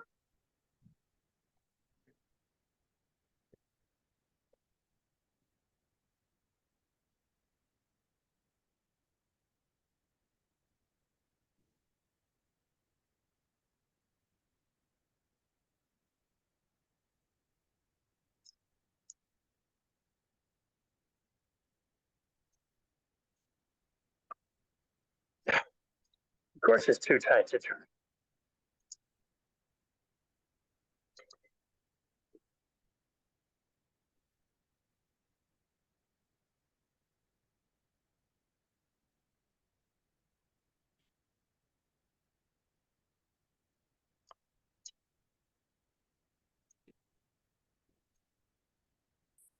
You know,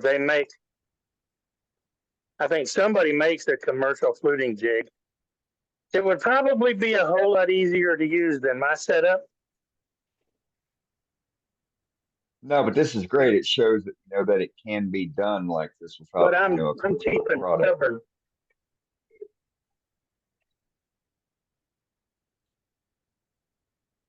There are also some fixtures you could download and 3D print if you're so Y'all have inclined. noticed. But when I first started moving this, I was cutting from here over and it wanted to ride up because I was fighting the direction of the cutter Right. instead of fighting over here like I should have in the first place. It only took you three grooves.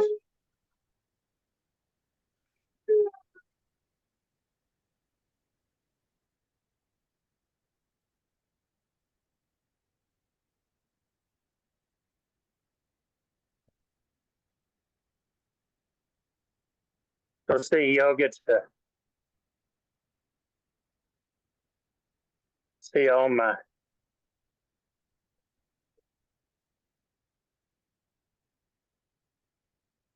oh, come on. It lets me turn it 3 turns and then says, nope.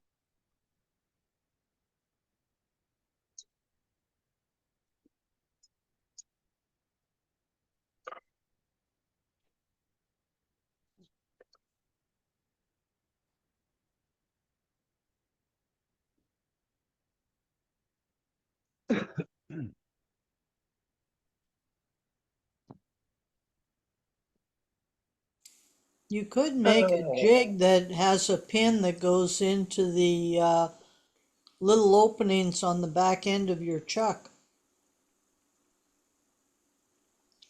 Yes. He needs I it to have be one. The pin solid. I have is a little smaller than that. So it would have a little bit of play.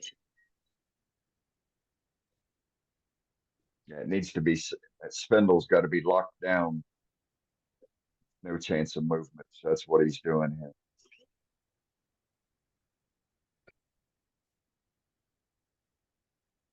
Yeah, a while ago I was just sticking the Allen wrench that was close enough in the hole and it still had a little movement and I didn't want that.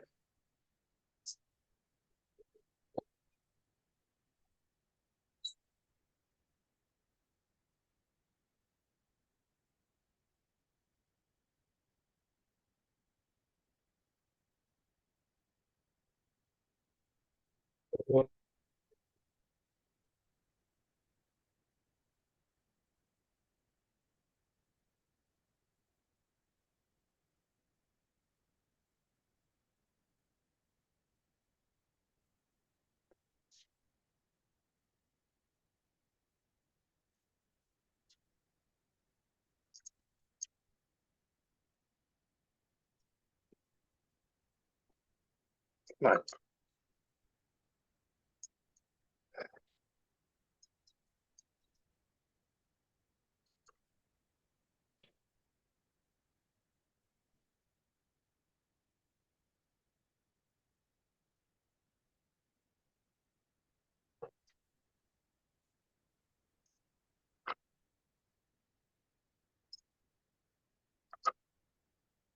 You're getting kudos on your setup, Billy. Well, thank you. It's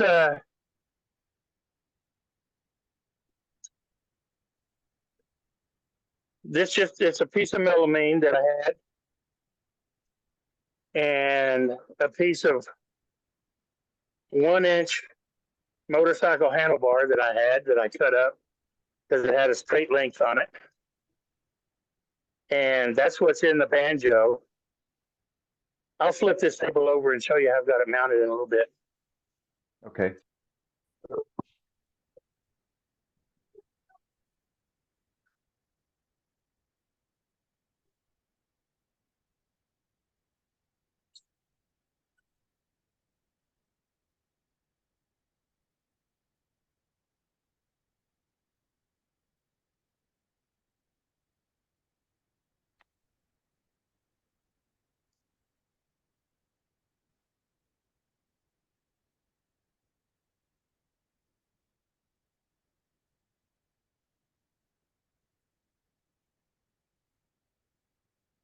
All right. Now I'm Getting gonna that redo end that grain. one.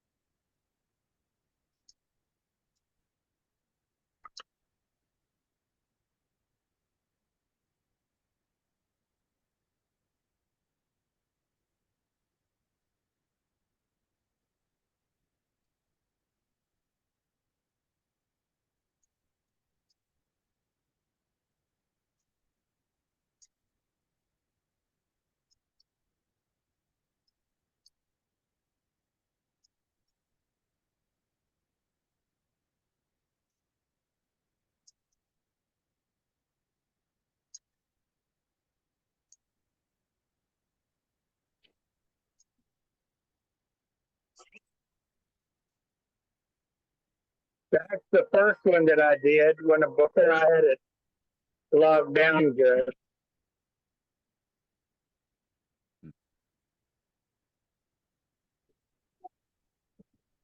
I don't know how that one looks off, but it does.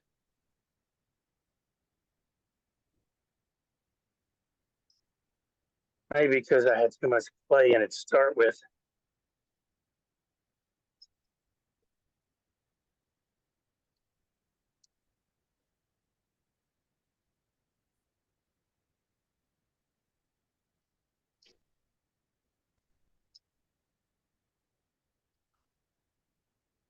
Come on.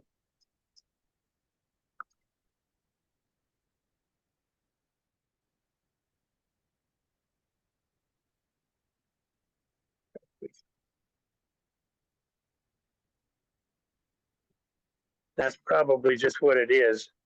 But we'll see.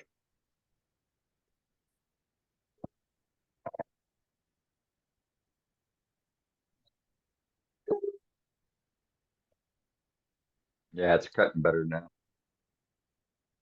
Okay. You're off that end grain.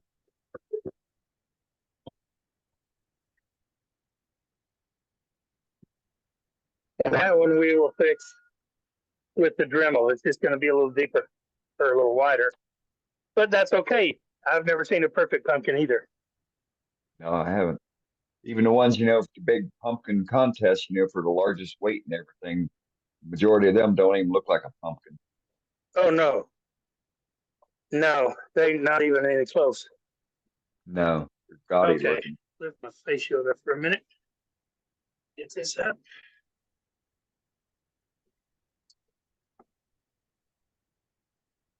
So see, 1 inch motorcycle handlebars, all it is.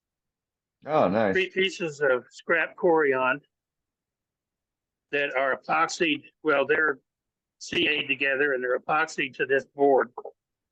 And I ran a screw.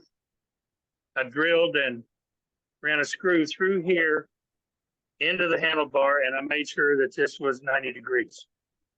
So this handle is 90 degrees to the bed waist. Toenail Or this- it with the screw. Okay. This tool rest, Yeah, it if looks you like a will. solid setup. So it works. And it would, if I was doing, say, a long vase, it would work even better. Using this little setup. And you could either put, and in whatever kind of bit you have, I chose to use this bit. You can see how far it's sticking out. Right. Not very far. But you could use a round bit, a core box bit, a cove bit. For that matter, even a up or down cut fluted spiral. But whatever kind of bit you want to put in here, you can. Right. It just Yeah, depends you can on. even use a dovetail bit. Yeah, that would be kind of fun. You can use any bit. Darn near. Just not edge profiling bits. Right.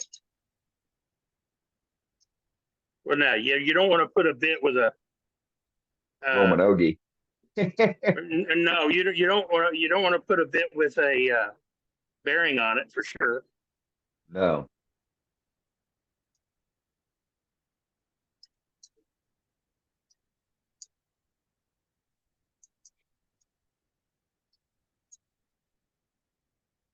All right, can I get you out now? Thank you.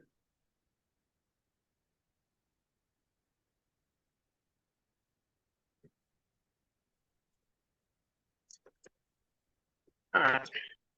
For what I'm going to do now, I can go back to my Allen key, because all we're going to do, ooh, that's a nasty tear out right there. Wonder how I did that. So now what I'm going to do,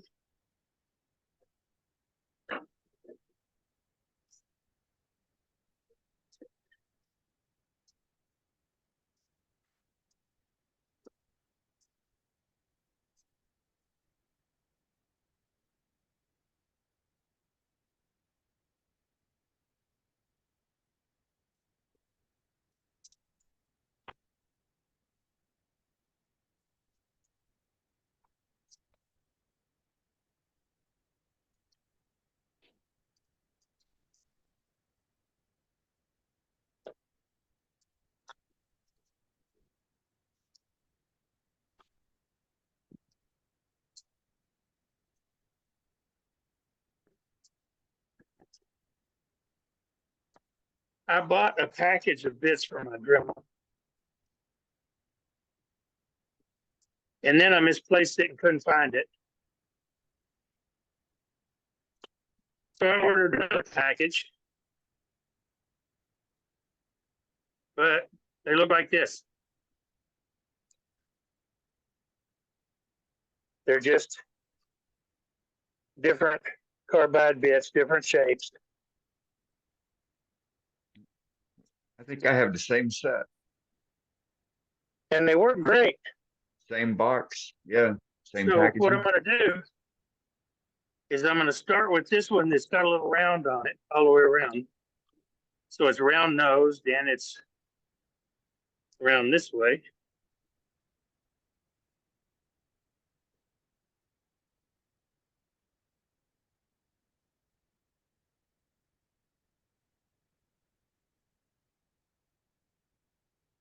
Well, that was brilliant. And I'm going to commence to drop the wrench into the shavings. Yay! Luckily, it was on top.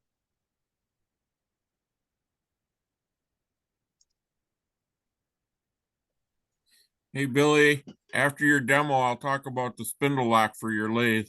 Powermatic makes a retrofit for your lathe. Hallelujah.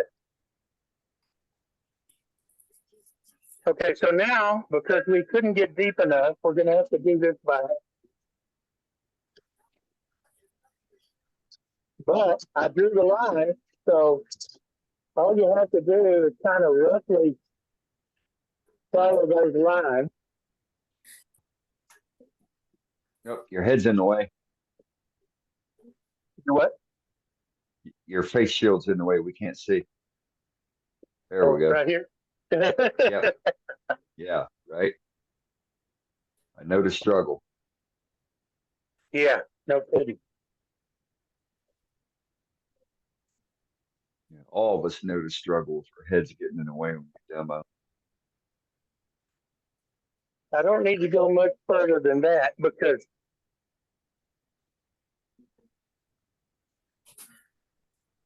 we're going to hollow it out one of these days.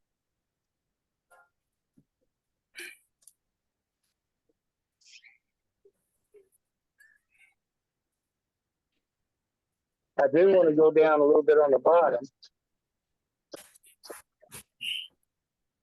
Got to smooth some of this up a little bit.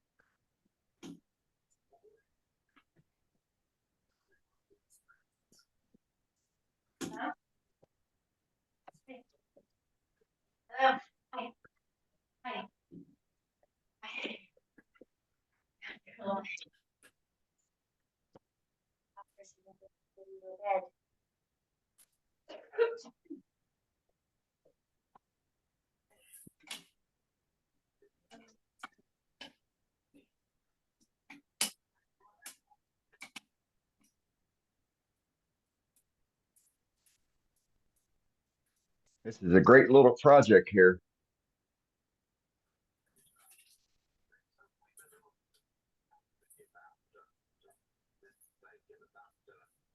Something that'll make folks wonder, how did you turn that on the lathe?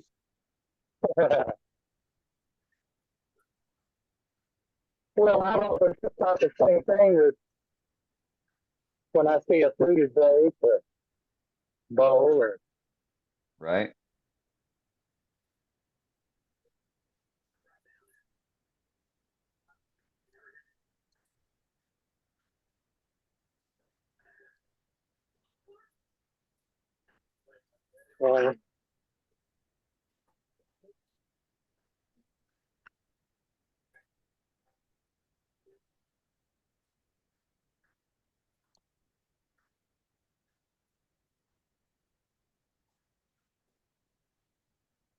now some of you may be wondering, how in the world is he going to stand all that up? Well, it's a pumpkin. They're not smooth. Not all of them.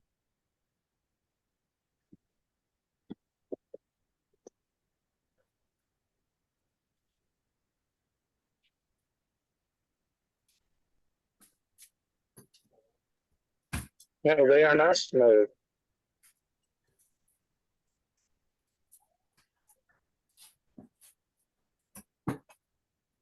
That is going to go to the inside. So this box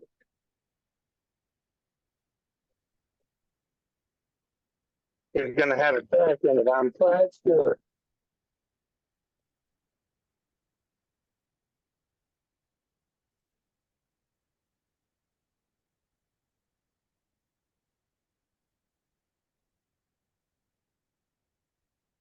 Now here's the fun part.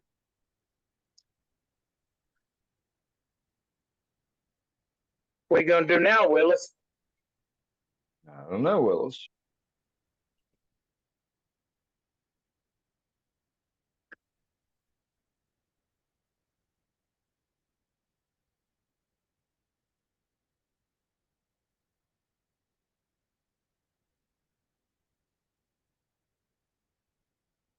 I'm going to punch.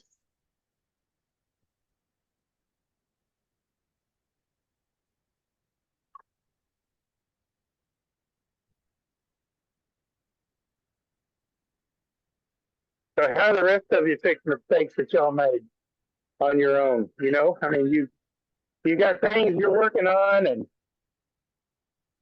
you caused the problem. You didn't mean to, but you caused the problem.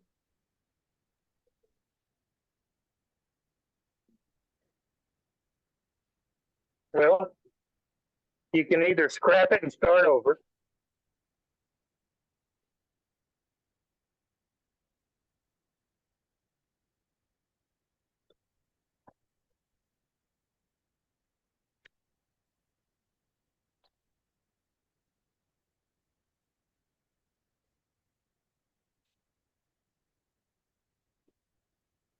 or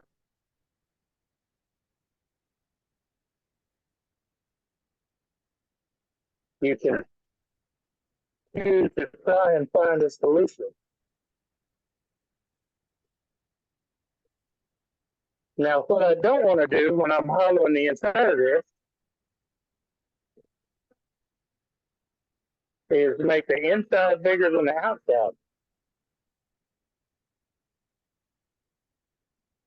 Because then you have a full enough side.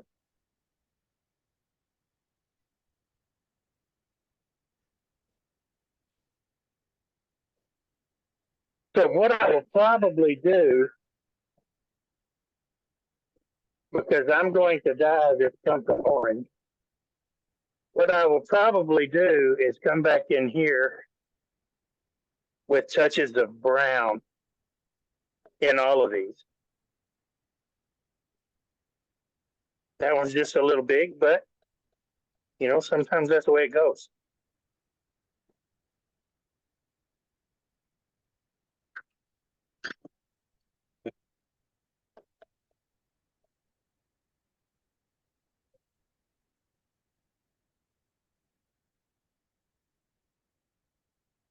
Too bad you didn't break out that flex grinder for this. But you mean that was sitting over there in the box that I keep forgetting I have? Uh-huh. Yeah, that's the exact one. Yep. Yep. Yeah, it's sitting right over there. Uh-huh. Wiseacre. Okay.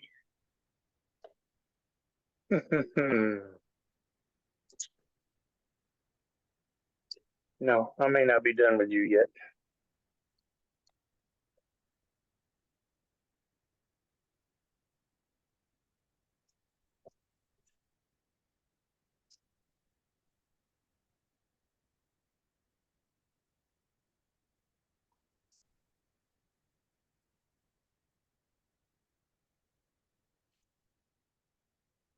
Now, I am not going to spend a great deal of time smoothing that up.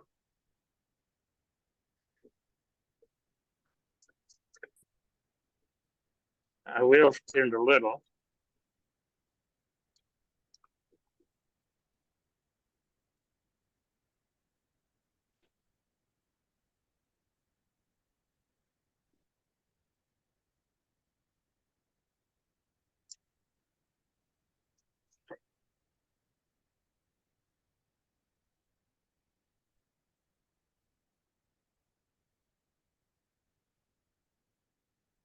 Basically what I'm doing now is just smoothing over the rough edges and the sharp edges. How many RPM you are operating that Dremel at? About 20. That's about 20,000.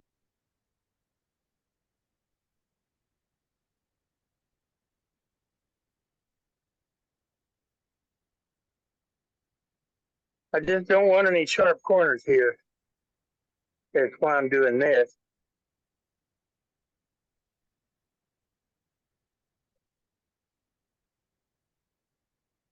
And the sander, or this little drum sander, barrel sander, is a lot easier to control than that carbide tool.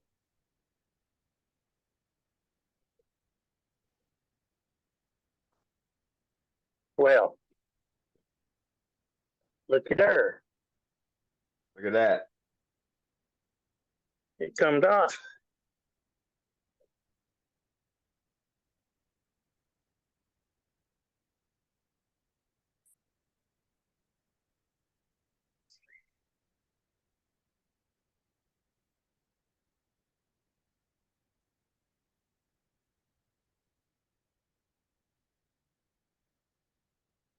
And if you don't want to do it that way, because I don't want to have to bother taking the time to put another drum on it. I've worn that one out.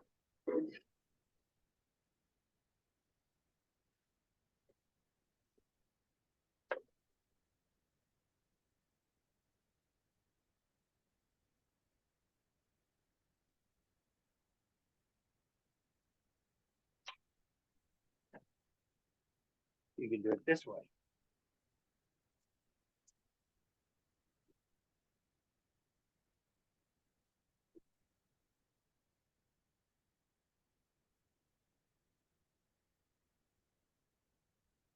Does the same thing.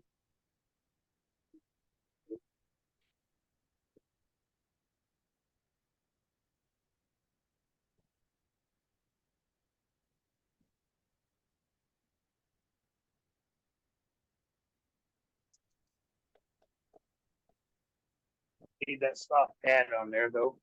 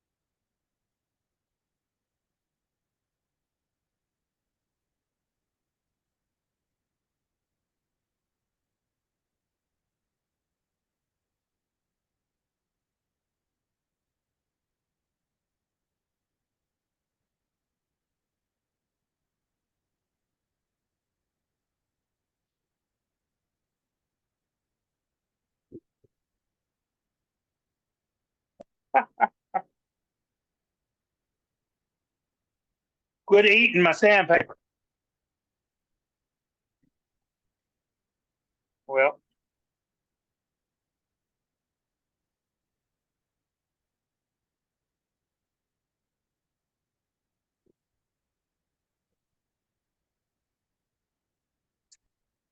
that chewed the Velcro up on that one.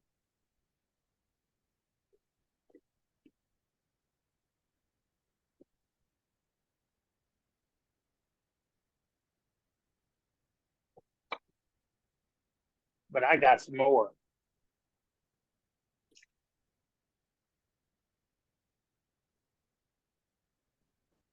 Yeah, sandpaper is cheap.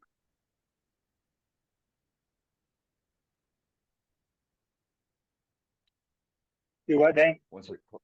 Sandpaper is cheap. Once it clogs up and stops cutting, it's time to change it. Yeah, well, it didn't clog. It was just not sticking to the Velcro anymore.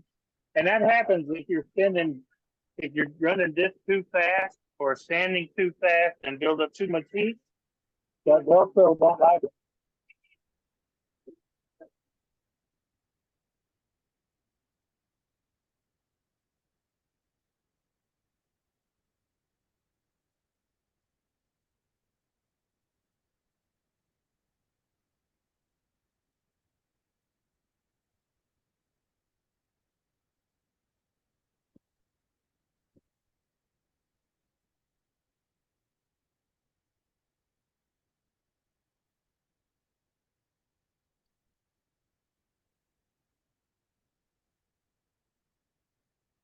Okay.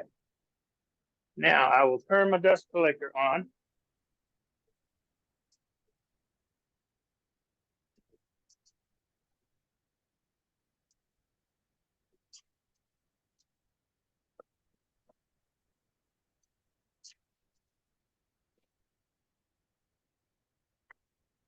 Forgot I had the blast gate at the bandsaw open.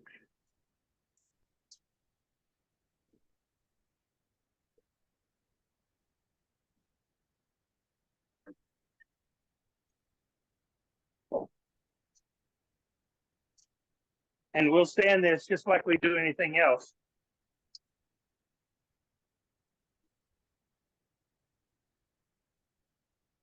I'm running about 600.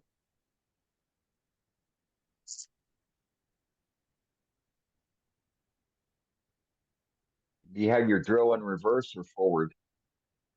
I do not have my drill in reverse. If you put it in reverse, it'll cut better.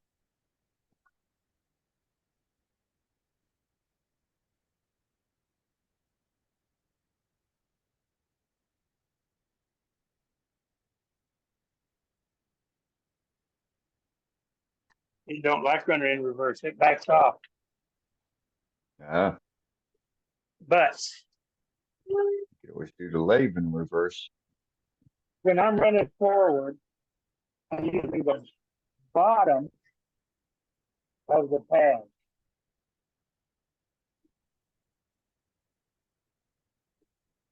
And when I'm running in reverse, I use the top of the pad.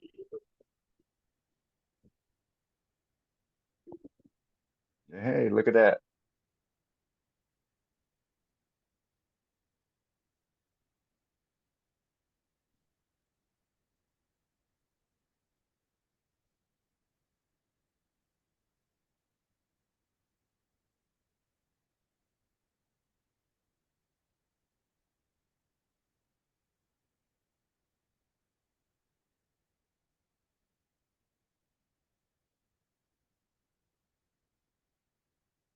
And any little blemishes that you have,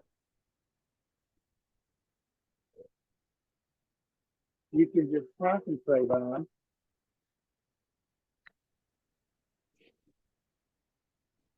But this is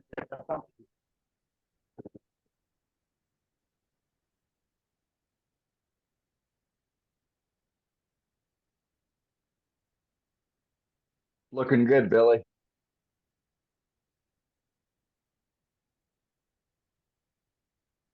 do what? I said it's looking good. Thank you.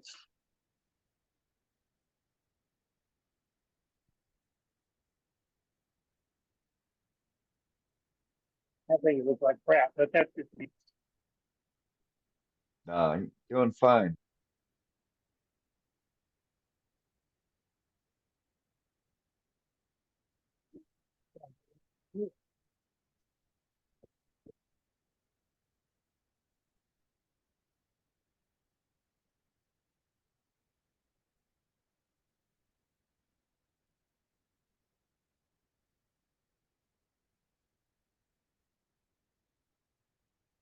Okay.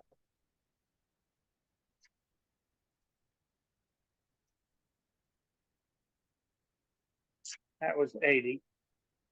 Now 120.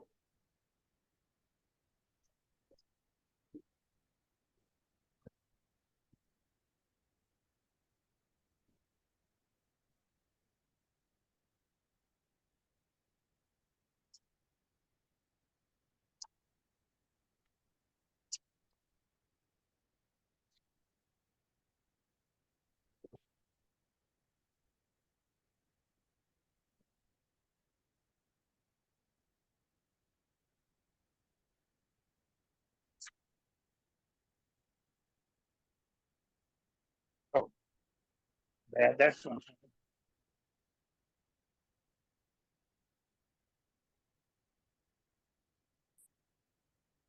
That other one was too, but it was from the wrong batch. And Fleet Feed.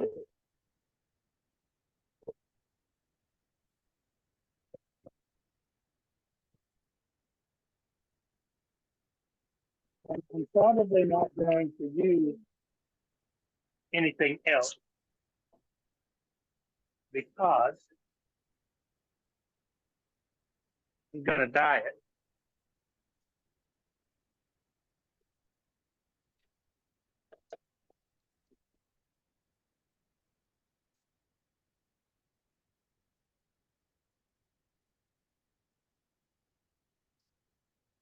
That may look pretty cool dyed up. Oh, it's going to once you start slapping some color on it.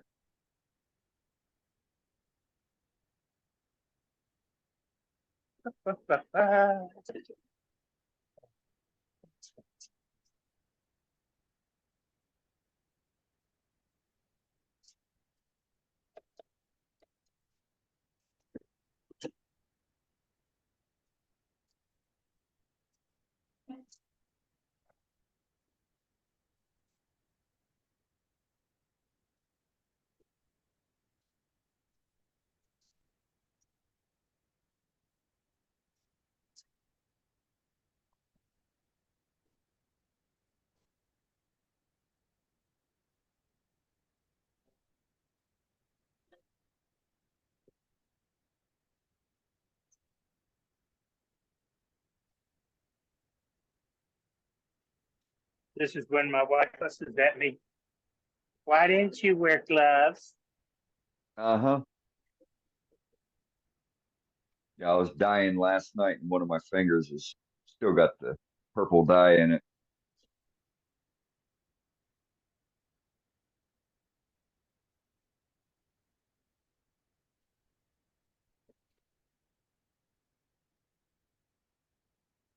Gloves get in the way.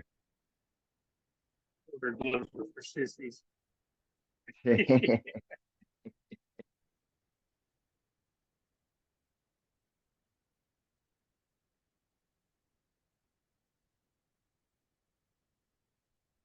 if before I put the final finish on this, when it's all said and done, if I'm not happy with some of that accent inside here, this is just a brown dye and stuff. If I'm not happy with that, I can go in with any. I've got 4 or 5 different colors of brown marker that I can go in and I can add streaks or whatever.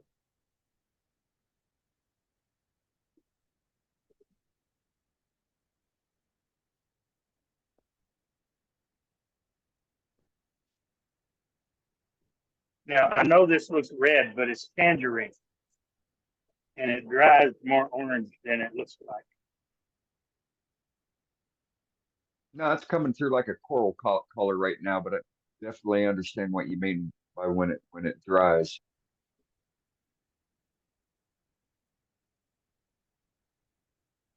Yeah, it's looking spot on.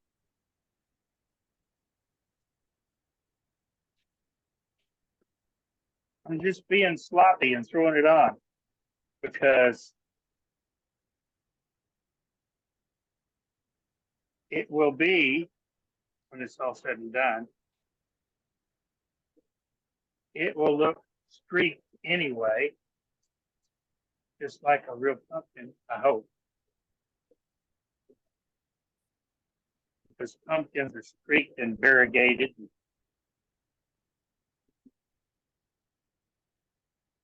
And like I said, with my markers, I can go back and I can finesse anything I want to finesse before I put the final finish on.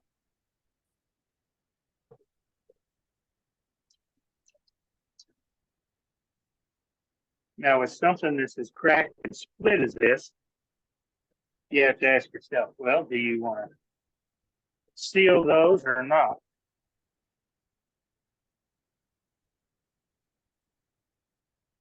And right now, I'm leaning towards not. But it depends. And one of the things I like about this is,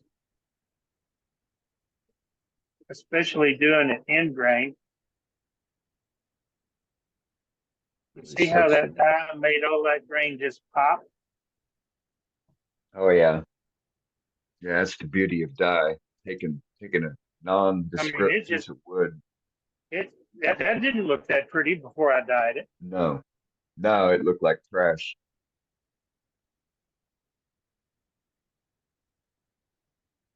Yeah, I like it, Billy. So that's what we're going for. And now that brown, because it was a weak mix, looks more yellow than brown. And what kind of dye are you using, Billy? Rit. Rit. Right on. That's what I use. Yeah, the tangerine is straight out of the bottle.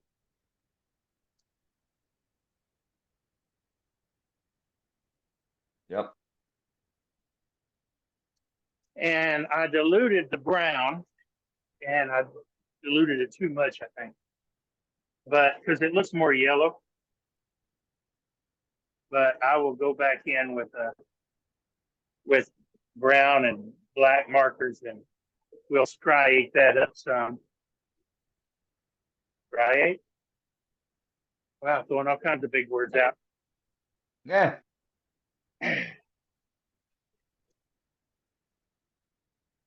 So now, what I want to do, now what I want to do is part that knob off. And then we will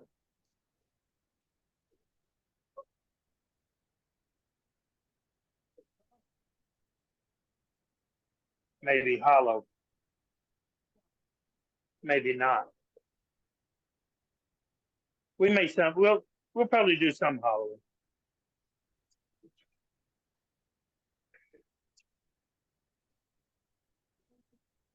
Don't forget the face shield, stupid. Okay, face shield up.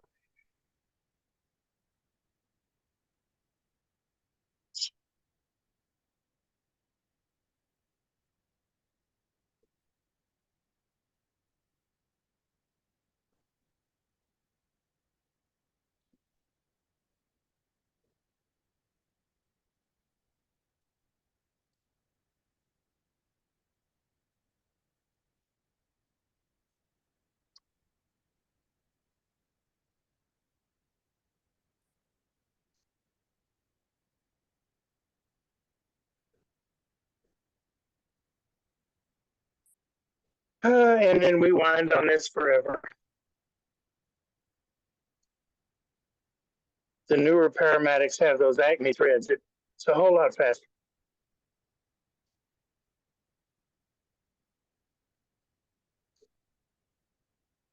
La da da.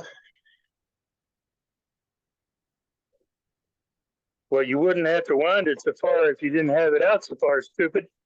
Yeah, I know.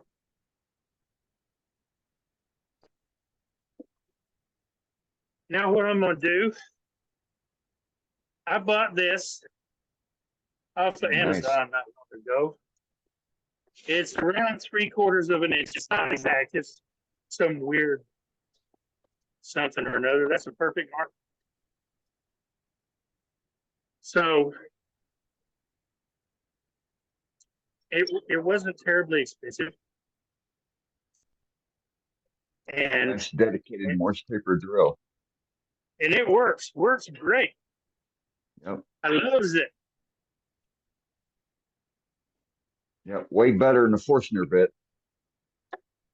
Well, and that's all I'm going to use, and I'm going to start hauling. So, but like always, you want to keep your hand on it, especially when you're pulling it out. Well, Billy, you didn't put a dimple in that before you started drilling it. You're right, I didn't.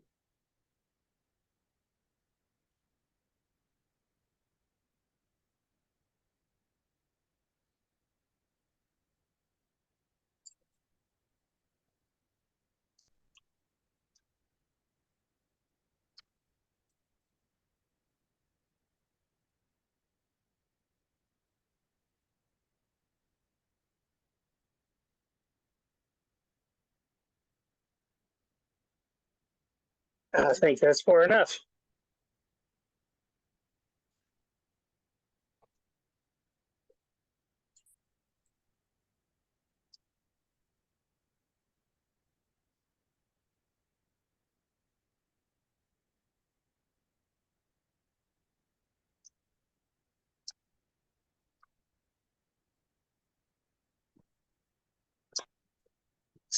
So I was messing with the settings on my VFD day for yesterday. Came over here to turn something, turned the lathe on, it didn't do nothing. Like, oh crap, what I screw up.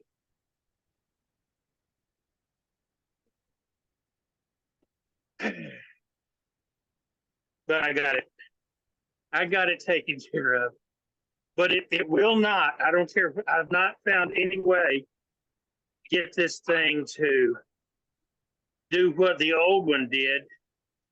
And with the rheostat turned all the way down, or the potentiometer, that's where it does. That's the lowest I can get. It don't stop, and that's at 20 RPM. And when you touch it to bump it up at all, it jumps to at least 50. So I don't know.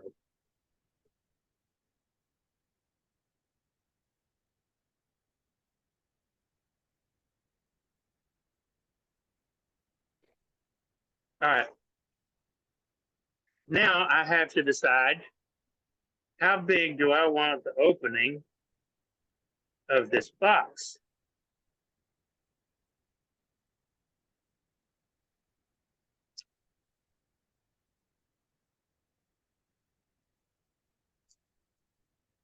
I started to say, Dane, where'd you put my pencil?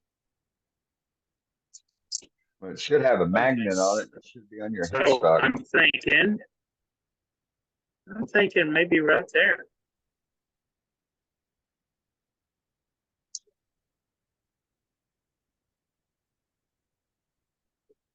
I am.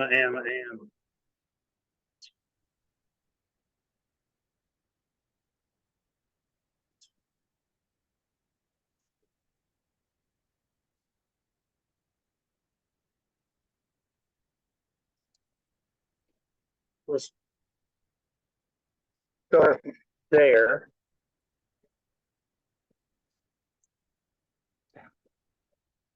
And give it an eyeball.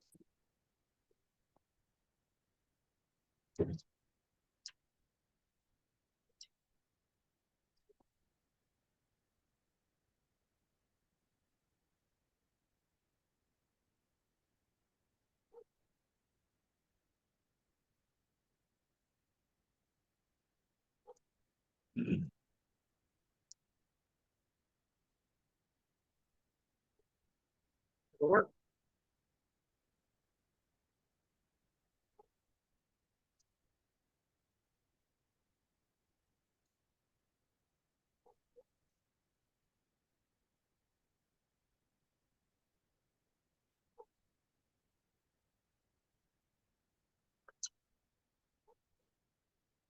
I've been watching too much Richard Rappin. Yeah, I hear you on that. I was funneling him last night when I was using the scraper.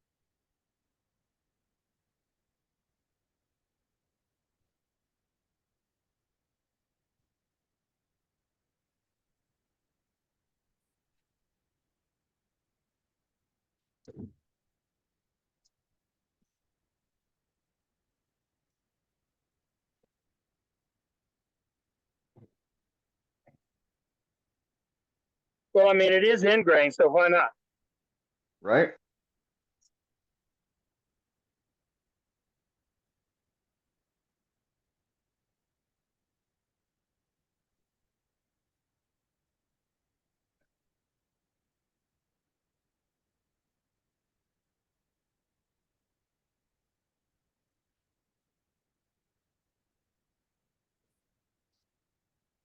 All right, there's part of my lid.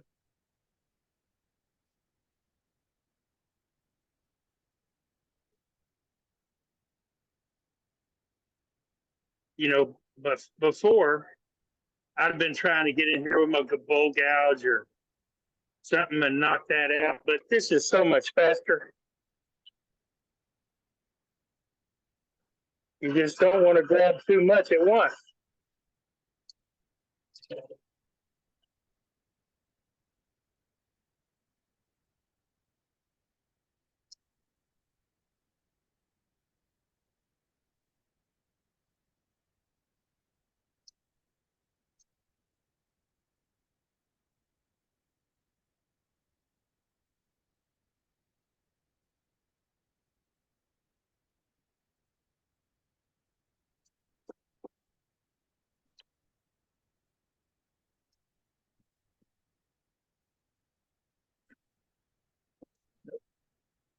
Yep.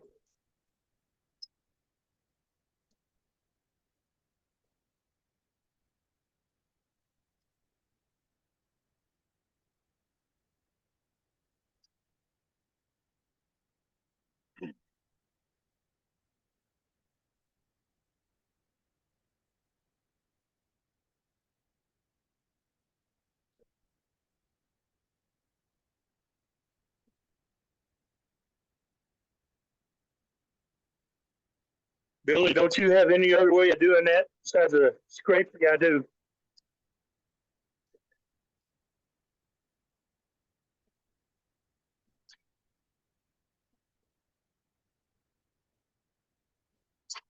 Because the scraper isn't going to let me get in here.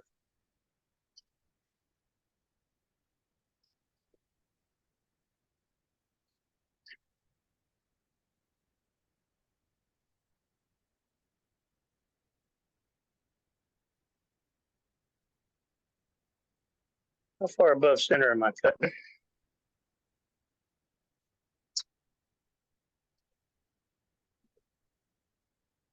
Oh, and y'all can't see a single thing I'm doing. No, it's all good. We saw a little bit of hollowing last week, so it's all good.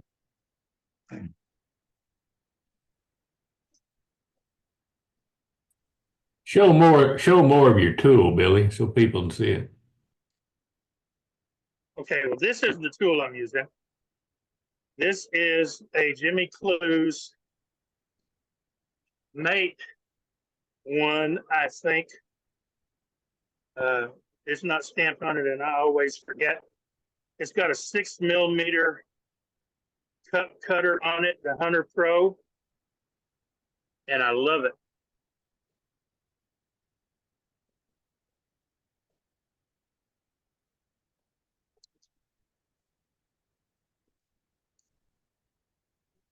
The only problem is that I can't zoom this camera in, but at least you can see a little more of what I'm doing. Billy, are you using vMix? Stepped in what? Are you using vMix to manage your cameras? No. Okay, never mind then. OBS Studio.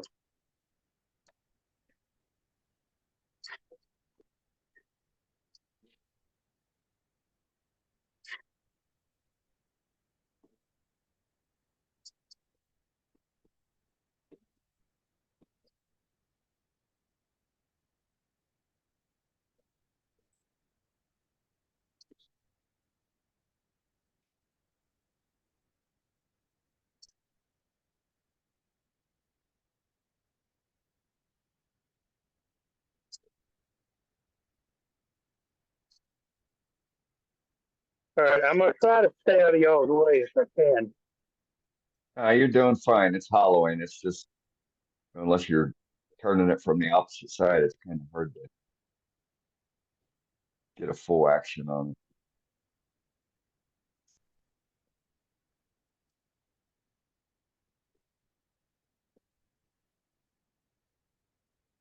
it. Ooh. Okay, that ain't bad. It is all the way through right there, though. So it's gonna end up with about I don't know, somewhere between just over a quarter, maybe a quarter. Well, keep your hip off the start-stop button, stupid.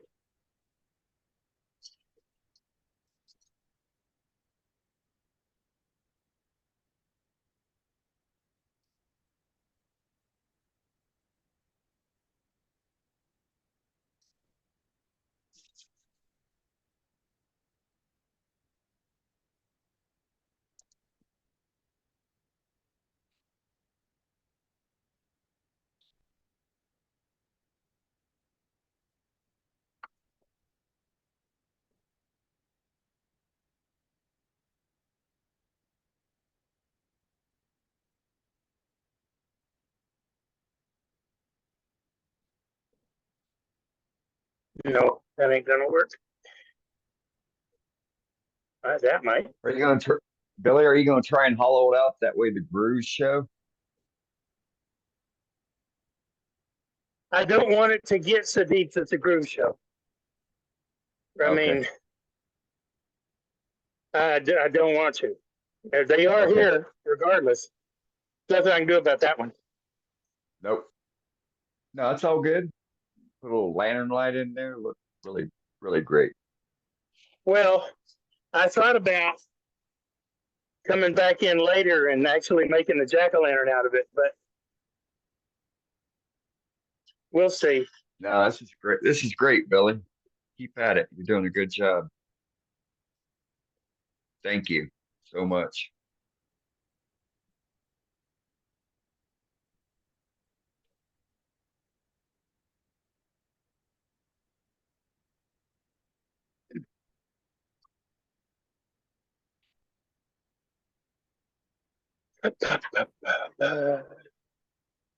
Brenda, that's the type of tool rest you need that you were talking about earlier. That's a box tool rest. Yes, actually, I have the tool rest, but I don't have the post to fit my lathe and that tool rest. Oh, I see. I can't find the combo. No, Brenda, Scott showed us last year how to make a post using a piece of 1-inch steel. So your Yes. 5/8 tool rest will fit. It was on one of the tips and tricks, Brenda, from summer or fall 2023.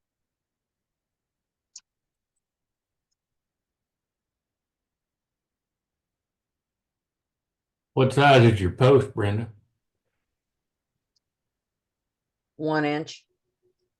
Go to Harbor Freight and buy the bolt. And then tap put a hole in it and tap it for this thing. As long as it's schedule 8. Yeah, they have them. They got schedule 8. Right. That's the ones that we can do on the lathe. Totally Brenda, solid. Brenda, give me a call sometime. I'll tell you how to make one. Yep, That's what there I you was go. thinking. Yep, get it from the straight source. Next time I got 10 hours to spare. Right. Don't do it anymore this week because I'm busy. It won't take you 10 hours, trust me. Yeah, it will. Phone call to Scott is 10 hours. Oh, no, okay. Yeah. 6 hours, right, Dane? Yes. What? No, it was like 7. Yeah, almost 7 hours the other night.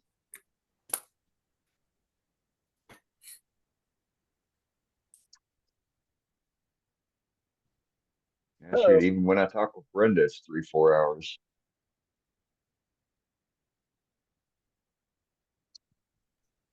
Now you're making Right, it Brenda? sound like I'm the one that talks too much. No, I think we're trying to confirm that we talk too much. Common denominator, LCD.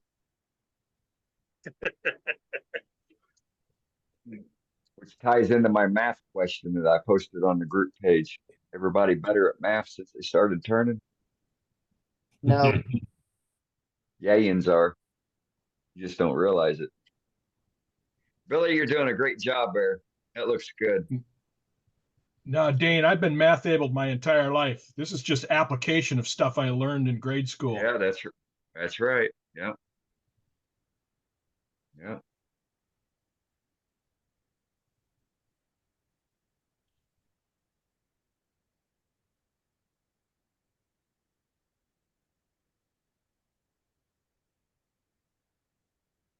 Okay.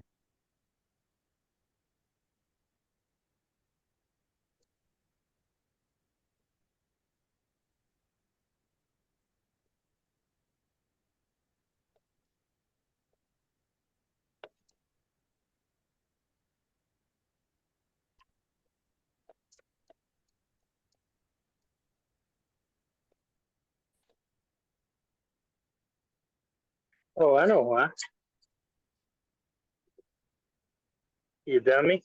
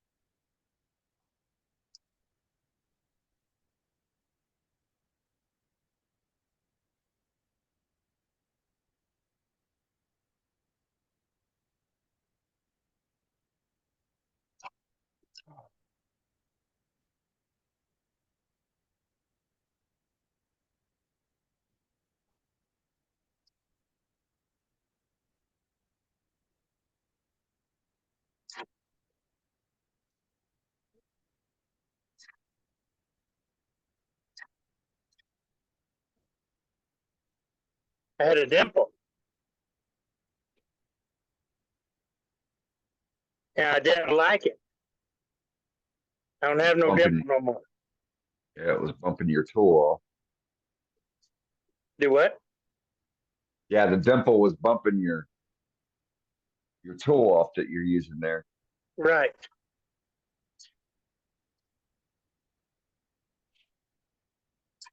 Hitting the curve on the swan neck. They're a little high.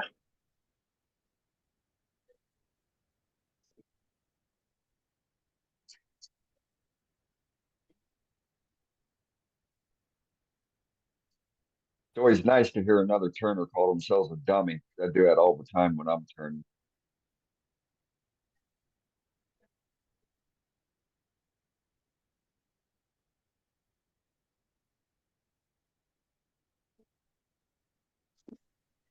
I mess with my emotions and I call myself a beautiful dummy. That a way, it's a little positive. Right? Yeah, amen, Doug. Amen. Do you tiptoe through your shop when you do that? Sometimes, well, it depends on the shoes that I have on. That was I for think when I'm wearing heels, I have to. Yes. Yes, Only especially you, Doug. Doug. Only Doug. Yeah, I saw that one coming. Right. As long as they ain't got that leotard on, we're all good. Yeah, I'm at depth. I need to take a little bit out right in through here.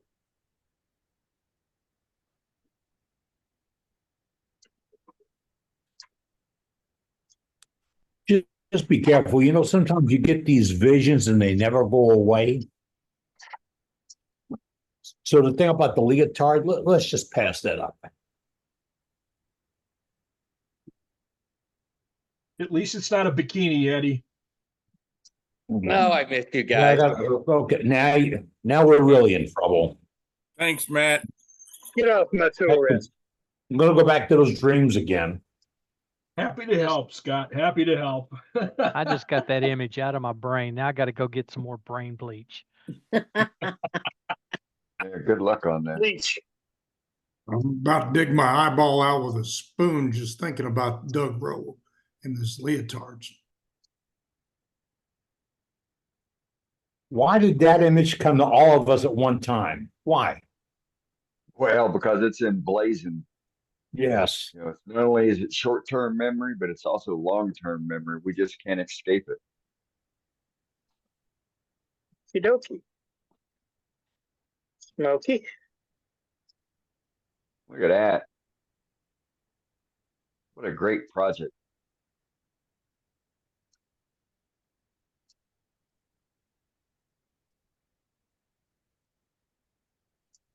Do a little smoothing.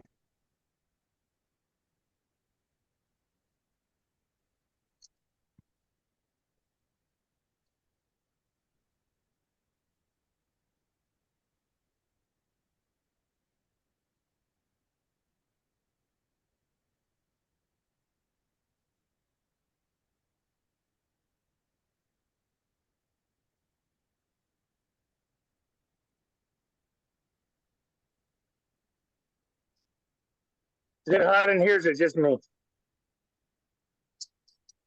Just you, brother. Aha! Aha! I'm gonna have some fixing to do, folks. Uh-oh. Remember what I told you about making the inside bigger than the outside? Switch your camera. I'm gonna. Yeah. Well, that was inevitable. I mean, Rule 747A. it's gonna get. Yep. Here we go, Eddie. Yep. Looks like a feature to me. Looks like a feature. Looks like the pumpkin's rotting from the outside in. That is kind of do, don't it? And there's this crack went a little deep right there. I knew this one was going to go, but I didn't realize it was going to go that much.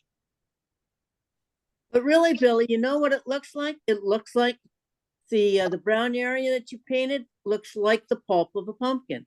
Yep. It's perfect. that right there is a pumpkin you could take to church on Sunday because it is holy. Right. Yeah, it is. It looks cool though. I like it. I agree. Well, I kind of do too. What I'll do is I will take my Dremel tool and I will smooth this up again and re-dye it. I'd be prone to go ahead and finish hollowing it and expose everything. It is finished. It's hollow. It is at depth, and I'm at a 1/4 inch here, a 1/4 inch here, maybe 3/8 right here, but I don't want to take it any smaller. Okay, yeah. But it's hollow. All I need to do is smooth the lip up where the lid's going to sit on the inside because my tool bounced and chewed it up. So I need to true that up a little bit. And I need to sand the inside, which won't be that big a deal.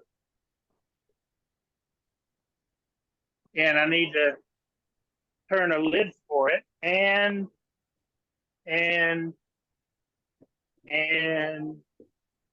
I've already cut a stem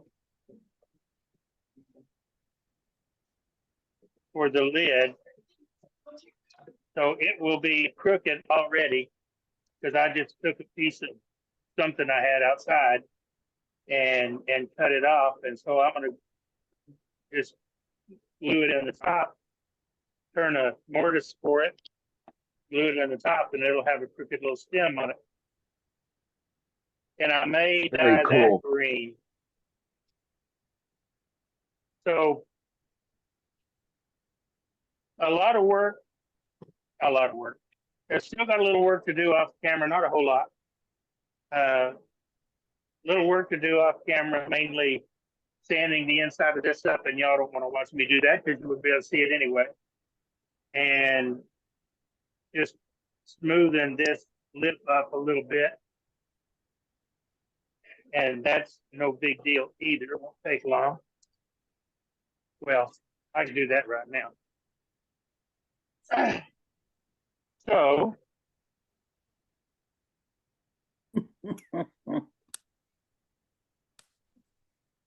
if you chew your lip up when you're turning something, Always it's clean it up. really not that difficult to go back in.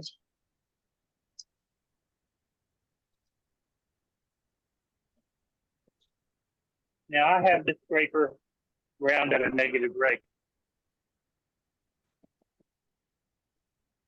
You can barely see the back grind over here. It doesn't need to be much, and it doesn't need to be excessive. Now, some people poo-poo negative rate scrapers. I'm not one of them. If you use a using a standard scraper, if I was using it, I would either have it set up on its side or I would have it up at an angle, because you don't want to just jam this into the tool. But with a negative rake, it's a little more forgiving. And see those whiffs I'm getting off of there? Yep. If you're applying any more pressure to a scraper than that, without experiencing what a scraper can do, then you're pushing too hard. That applies to these as much as anything else. These are not negative rate, so they need to be presented instead of coming flat in. They need to be presented with the handle up just a touch. Otherwise, it's going to be really, really grabby. And if you're hollowing an in-grain box like I just was with this scraper, and you're going straight in, you're begging for a catch. And at that point, it's either going to twist the tool, twist it out of your hand, throw it across the shop, twist it out of your hand, throw it at you, or it's going to break this thing out of the chuck. One of the two, 3, 4. Anyway, whatever happens, it ain't good. Right. So make sure you know how to correctly approach your piece with your tool. That's the most important thing. Now, you've seen me tonight, because when I was roughing this thing out, I got really, really aggressive with that 5/8 inch bowl gouge. A little too aggressive. That was my bad. That's on me. I did that because I was trying to hurry for the sake of the demo, and I was doing something or about to do something that I've never done before. And that was use this setup that I've modified yesterday. I hadn't used it before. I didn't practice with it, nothing. So I was a little nervous. And because things often go awry, when I do a demo, I was a little tepid about that as well. I mean, We always I ain't done a demo yet that went smooth as I wanted it to go. This one went smooth. No blow ups, This no one, catches. I'm happy with this one. Yeah, I am too. And it's After I something out settled of the down, box. after I forced myself and told myself, Billy, calm down, breathe, Yes. then I was okay. But that's for that first little bit. I was so this mistake back here, that big groove right there, that was supposed to be a small groove like the rest of them. But it works. Adapt and overcome. Yes. Adapt and overcome. This wasn't supposed to, well, it was going to be about this same squatty, but it was going to be a little more round over here in the back. But my gouge got the better of me. Well, my nerves got the better of my gouge. Let me put it that way. Yeah. And so, but you adapt and overcome. I do like the way that dye looks on that grain, though. Man, it makes it pop. Yeah, it does. It looks great. I don't have any So, tangerine. I'll have to get some. They didn't have orange when I bought this at Walmart Yeah. 5 years ago. Check your And they didn't have- if you got Kroger's. Kroger's or They didn't have Fry's. orange, but a bottle of this will last you forever. Oh, I know. Orange, they had tangerine, so that's what I bought. They do have lemon yellow. I like it. I use it a lot, especially as on something that I'm doing. I'll do maybe an overcoat with it, similar basically to how Martin Saban Smith will overcoat with his honey. And it creates a neat effect in some places. Anyway.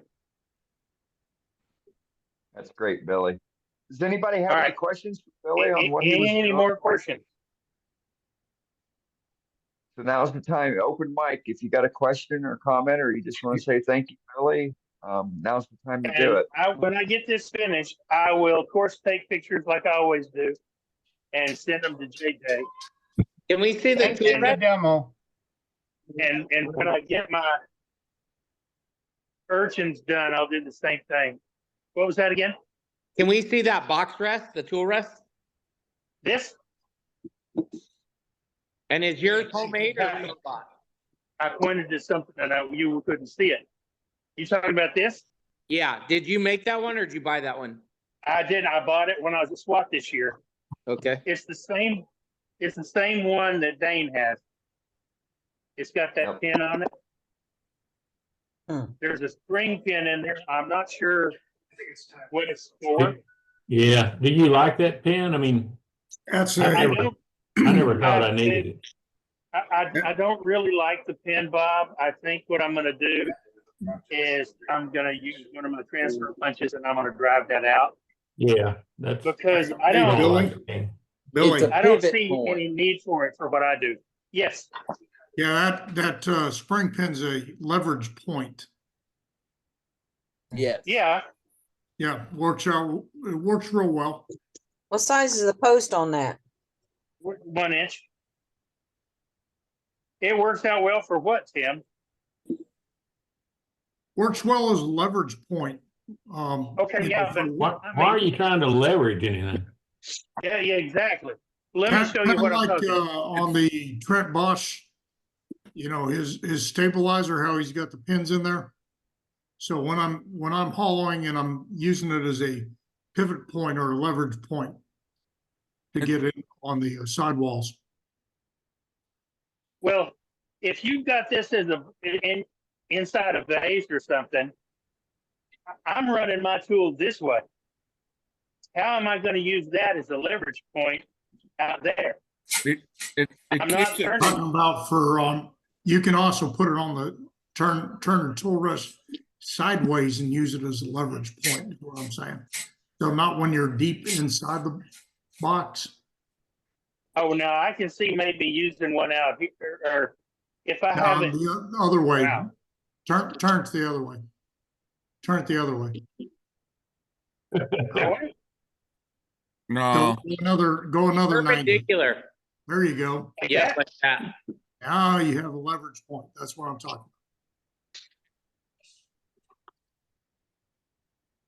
Yep, there it is. about. There you go. Oh, if I'm, oh, Against it. Now what, you to have push that out on? leverage fulcrum point. right, like that, Billy. That's something. I don't know. That's something. Where did you buy that from? I got mine from I don't- Robust. I got mine from Robust. Brenda, I got it at SWAT. I don't remember who sold it to me. I think you said you got yours from Tim, didn't you? I may have. I may have. I might have Bought bought it anything. from Jim Yoder. Because he was selling some of the Robust stuff.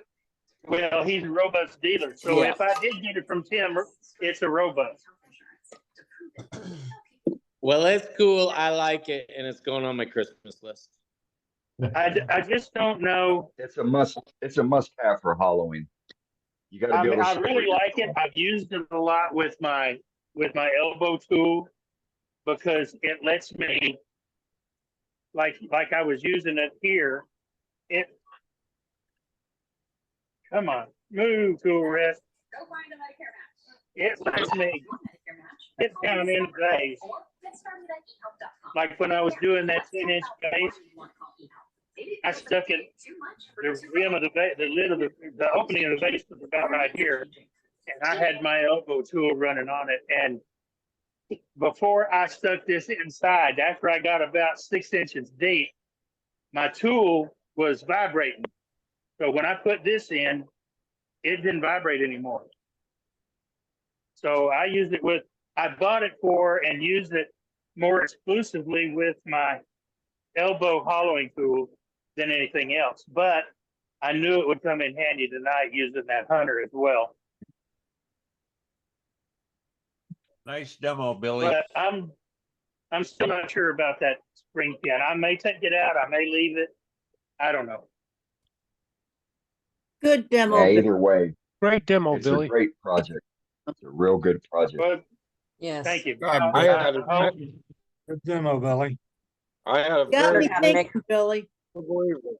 I hope y'all learn some things not to do. Well, Like it was don't get it was in a very don't get in a hurry and take your time. Yes. And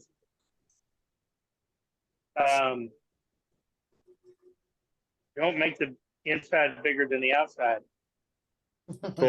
Rule 747A, Billy, it's in a book. It's in a book. Sure.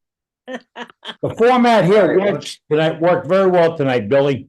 The questions went into chat, and the chat was read by the co-host, the director, and he relayed the questions to you. That was Well, very and that's- smooth.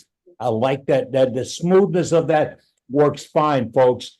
It's not an interjection. Cohesive. We get the timing down right. We get to talk to the Sure. demonstrator, and it flows very nicely. Watch that. And if we could all, just watch the audios behind you if you get your mic open. This is clicking along really good, folks. Really good demonstration. Now, Billy is not the best demonstrator we could have had tonight. It could have been you. And we're not restricted from trying you for a demonstration. All you have to do is say, I'd like to demonstrate. Don't point your finger at me, Billy Burt. I wasn't pointing at you. I was pointing at them other yous. Okay, the other yous. Okay. All right. I thought he was pointing Yeah. at me. Oh, you. I was pointing. thought he I was was saying that- pointing at the other yous that are better demonstrators than me. Right. It's- I thought he was just Which is saying which is all you have to almost do all is of you, I watch. think. Remember, folks, you're just going out and you're shopping, you're turning and you're sharing it with a friend. That's what we do. There's no critique, and there's no criticism. There's no, you got to do this and you got to do that. All you have to do is like going to kindergarten. You go in, you have a good time, you come home with a smile. The rules are very relaxed. and we enjoy ourselves because we're here to do just one thing, share wood turning. I reminded you earlier in the evening, if you missed it, we do have Level Up coming up, and that's a little bit less than 2 years away. We're gonna be in Wisconsin. We're gonna have a great fall, a great turnout in the fall. And we're putting this together. We've got 8+ members with dedicated responsibilities that are doing everything necessary to make this thing really click. And as it goes along, we will give you more information. So right after Christmas, we'll have information on how you can register, put up some bucks, all this other stuff, and get heavily involved. Now, if you want to get more involved in Level Up, it's easy. All you have to do is email us. The address is difficult. It's called levelup@worldwidewoodturners.org. levelup@worldwidewoodturners.org. Can't get any simpler than that. It's like if you got photographs of your, like Billy's work. When he gets done, he takes a picture and he sends it to editor@worldwidewoodturners.org. And that's how you get hold of us. Those photographs be used in our newsletter, which comes out every other week. Next week's a new edition. JJ says we got tons of stuff to go in it, but there's a little bit of room right on it, the lower right-hand side, right there. Yeah, it is got room for your stuff. So if you got something, or if you've written an article, you got an idea or a plan, and we've heard it all tonight. Tonight, folks, we talked about bandsaw blades and alignments and bearings and bushings and all kinds of things. And that sort of little sidetrack we get into sometimes. And that's because we talk about your shop, my shop, our shop, and wood turning. And if we can ever help you, you let us know, because this is your wood turning club. There's no clique, no gang, no group that you can't be a part of. All these people are doing the same thing you're doing. We're talking wood turning. I'm going to bug out here in a minute or two, but you stick around. This continues on. The formal meeting really goes on for about another 10 minutes or so. And then they kind of pull the plug a little bit, get off on the backside, and then it wanders around the woods, yes, with a chainsaw running and going, looking for more wood to turn. So if you want, stick around. It never ends. Thank you, Billy. Great demonstration tonight, buddy. Thank really you. good. A lot of input. Can I say one more thing real quick? What? Yes, Billy. My techniques are sometimes maybe a little unorthodox, and that's okay. And the reason is because I try a lot of things. I experiment. I try to go outside the box, outside the thinking, but I also make sure that I know what my tool's going to do when I do it. My point here is, don't be afraid to try something. Don't be afraid to experiment. Don't be afraid to try a new technique or something like this goofy gadget here. As long as you can do it safely, that's the main thing. Do it safely. That's right. Thanks, You don't have everybody. to prove it to anybody. You don't have a goal except your own self-satisfaction. Right. And it's important. So thank you, Right. Billy. Thank you all. Thank you, Jim. Good Thank point. you, everybody else. Let's do a little gallery, guys. I'm gonna move out the way and let y'all rock and roll. Yeah, Well, man, that's great. we got a little bit of time for a few galleries here. We'll go ahead and do that. Eddie, hang on a minute. Okay. I'm going to send you a message here. Send me a And message. maybe you'll, yeah, and then maybe you'll want to pop back in after a gallery or two here. All right. We could do that. Go ahead, Matt. If you got something to show tonight, Okay, you let us yep. know. Yep, we got Sheila's up now. What you got, Sheila?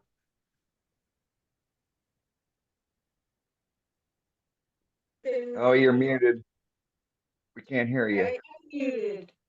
Or you got to speak up, one or the other. There we go. Is that better? Got it. Yep. So I've been in Christmas craft show mode a whole lot. And I've got a crap load of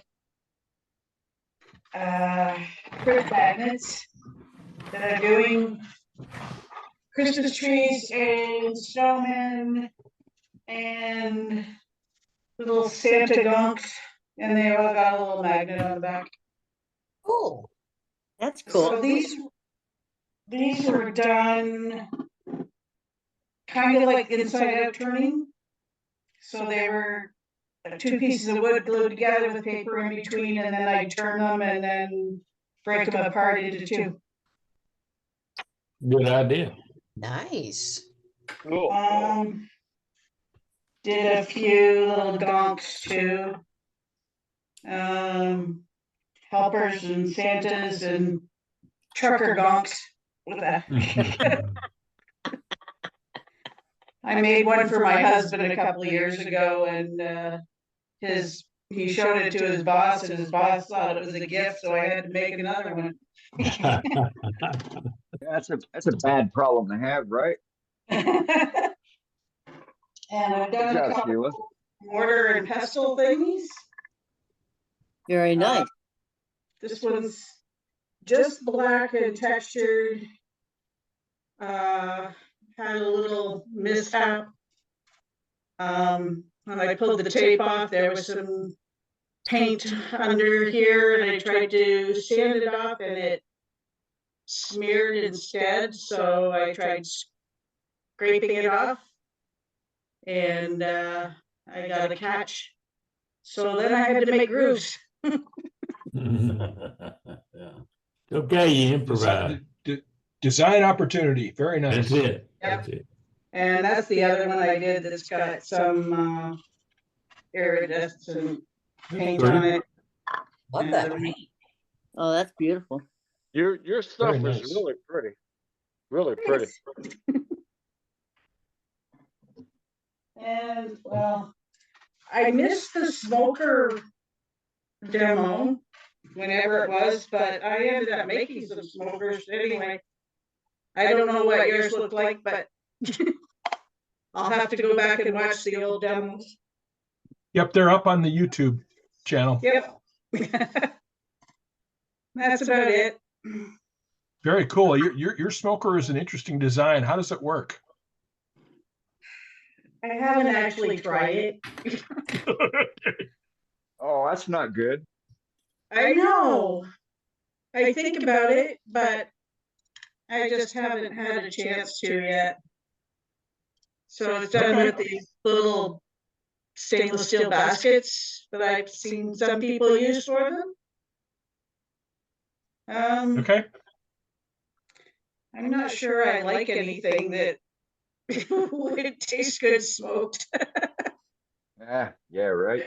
Good stuff, I smoked some red wine too, just as an experiment, just to something to. I don't know if you like that or not, but All right, that's great. Well, Let's squeeze, told it works let's in squeeze a couple ginger more ale, too. galleries in here, Matt. tequila and we all- rum's my thing, so I don't know. there you Amen. go. Amen. We only have one more on the list, and that's Doug. Okay, Oh, John wow. Weber just came in, so also pick him up. Needed We'll call it after hot John. dog going. All right. So Oh, look, it's a wiener Doug. Oh, look at that. Is that eucalyptus? This is some more of the ambrosia maple. Wait, not ambrosia Oh, maple. This no. was camphor. Camphor that I got from Mark Select. Camphor, okay. Camphor. Eucalyptus. So I Still- have still eucalyptus. that he moved to South Dakota from up where I live, and he's opening up a pet accessories store. And he hit me up about making pet urns. And I said, well, I've never made one before, but I'll mess around with it and come up with a concept. And so looking at a bunch of your guys' stuff and whatever, this is what I came up with. And I used PVC fittings, put it back together. Okay. And I don't want to tell you how many times it took me to get it to line up right to where the grain would go back together. But there's a little take it out, turn it, put it back in, take it out, turn it, put it back in. But I finally got it. So now when you screw it back together, grain all lines Right. up. And then I just put a little crystal cabinet knob on top. And Nice. then, Nice idea. so then It's a good looking piece of wood. yeah, it was a real pretty piece of wood that Mark gave me. Yes. Yeah, it is. But at any rate, I haven't been out in the shop too much, but I did get out there enough to make this one. So I'm gonna make a few more larger ones now, and you know, I know about the whole 1 cubic inch based on each pound that the inch was and all of that.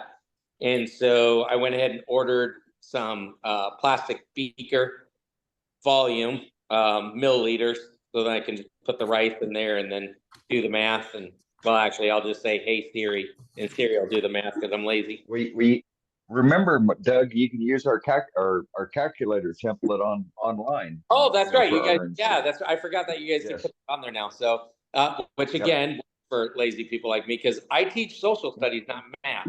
So I teach historical math. But yeah, that grain came out really cool, didn't it? It's Yeah, beautiful. it did. Yes. Yeah, nice job on that. And feel free to give me a ring or send me a chat on doing pet urns. Okay. Or any type of urn. I'm working on one right now myself. Alrighty. Yeah. Well, that's all I got. Happy Halloween, everybody. I thought since you kept talking about the bikini and stuff, I'd give you something new, a little less revealing. Okay. There you go. Yeah, we Your appreciate it. Halloween costume. Thank you from the bottom of my soul for John less Weber, turn revealing. your camera on. I just always love a hot dog. Right? Hey, Dane, when we do the level up procedure guide, we're gonna specifically mention to Doug Road, no tights and no bikinis and no no leotards. No leotards. And no high heels. I completely understand where you guys are coming from, and so I will make this commitment to you. I'll make this commitment to you. I will not wear a leotard. I may wear a wrestling singlet that's 3-4 sizes too small, but I will not wear a leotard out of respect. And, Oh and my no God. lingerie either. Wrestling singlet. If you don't know what a wrestling singlet is, go look I one up. know, right? Yeah, I do. Will you let me know when you do that, Doug, and I'll don one of mine. Oh my goodness. Get out there and flex. Let's see what John's got. Hey. Pumpkin. Ah. Oh yeah. Pumpkin. Hey, another pumpkin. Yep. Made a jack-o'-lantern. So yeah, put a little tea light thing in it. Have you got the grooves in it too? Pardon me? Oh yeah. Yeah. Yeah, you cut the grooves in it. Turn it around. Let's see the rest of it all the way around. Yeah. Oh yeah, there you go. And you know, mine is a little different. I hollowed it out first, and then I put the Yeah. Yep. So it's pretty fun. Nice. Nice job. Very Well, nice. it looks a lot better than mine. Well, it's just different. you know, and within the next month, everybody can be making snowman heads the same way, and that'd be so pretty. That's a great idea. All right. Well, that's all. That's what I got, Dane. Back to you. That's great. All right. Well, we're at the top of the hour, a little bit past. Oh well. We had a I had my name on. fabulous program tonight. I hope everybody that attended, learned something or picked up a tip or trick, while Billy was doing his demonstration. And we saw a lot of great gallery before the demonstration, and we were able to see a few more pics afterwards. So at this point, this is the official demarcation point of the official meeting. I will keep the stream open for those of us that want to hang out and talk and whatnot. Oh, Joaquin has one. Let's go to Joaquin here. The American Dream from Oh Swamps my at goodness, Corpus yeah. Christi. Last week Never gets old. After hours, Cade shared a lot of his stuff. He did it, and the hair sticks. Well, I challenged myself to do some hair sticks, and nobody has to worry about me out doing them for sure. But I did a contrasting pair with Texas ebony. It's one's Texas ebony heartwood, and the other is the sapwood of Texas ebony. Oh, well done there. Yeah, Those are nice. yeah. And Yeah. then, thank you. They're I fun did to that- fun to do, aren't they? Yeah, they are. Good stew practice. Yes. And these are mesquite. Oh. Did a little knurling on them. Yep. Very nice. Yeah, I can see it on my cell phone. I'm looking Yeah. at it. Yeah, it And looks great, Joaquin. Well, thank you. I had some Good job. skateboard material out there, and I thought, I wonder how those would turn out. Oh, how about that? That was Look at cool. that. Yeah, Love it. it's not even on both sides because, man, if you're off just a 32nd or 64th, it's longer on one side than the other, you know. You're But it you're was gnarly, man. You're Huh? gnarly. You're gnarly. Yeah. Hey, Joaquin, Oh, those are are you going to pretty. show us how they go in? Like you guys always do. to My me? hair ain't long enough for that. I have no idea. I don't even know who I'm going to give these to, you know, because my wife doesn't have long hair. I'll Take them, put them down in that shop where you send your ornaments at. I probably will. I got a couple. I Yeah. know a couple of long-haired ladies that I'll ask them what Yeah. they think. You know, like diameter. Well, you've turned some of these. Do you try not to keep them real smooth? They come out if they're really glass smooth, or what? No, I bring them real smooth, but my sets are set of 3 because typically the girls put when they pull their hair up, they put one, and then they do one down the center. And Okay. then the hair, the bun, whatever, it will not move. 2, Okay. it'll come down, and then they gotta fidget with it again. That's why I do 3. That's a good idea. I'm going to give them Yeah. away and just get some feedback on them. I was hoping Kate would be here tonight, but I can get with him later. No, he'll probably be on later on. Okay. That's what. And then the other thing that I do with the hair sticks is I make 2 of them exactly the same, Yeah, and then the third one is different. well, that makes sense. Little contrast. Yeah. Yeah. Mhm. But Very good job good. on Thank that, you. First time doing it, awesome work. Good job, Joaquin. You bet. Thank you. All right. So again, with that, this is the end of the official meeting. This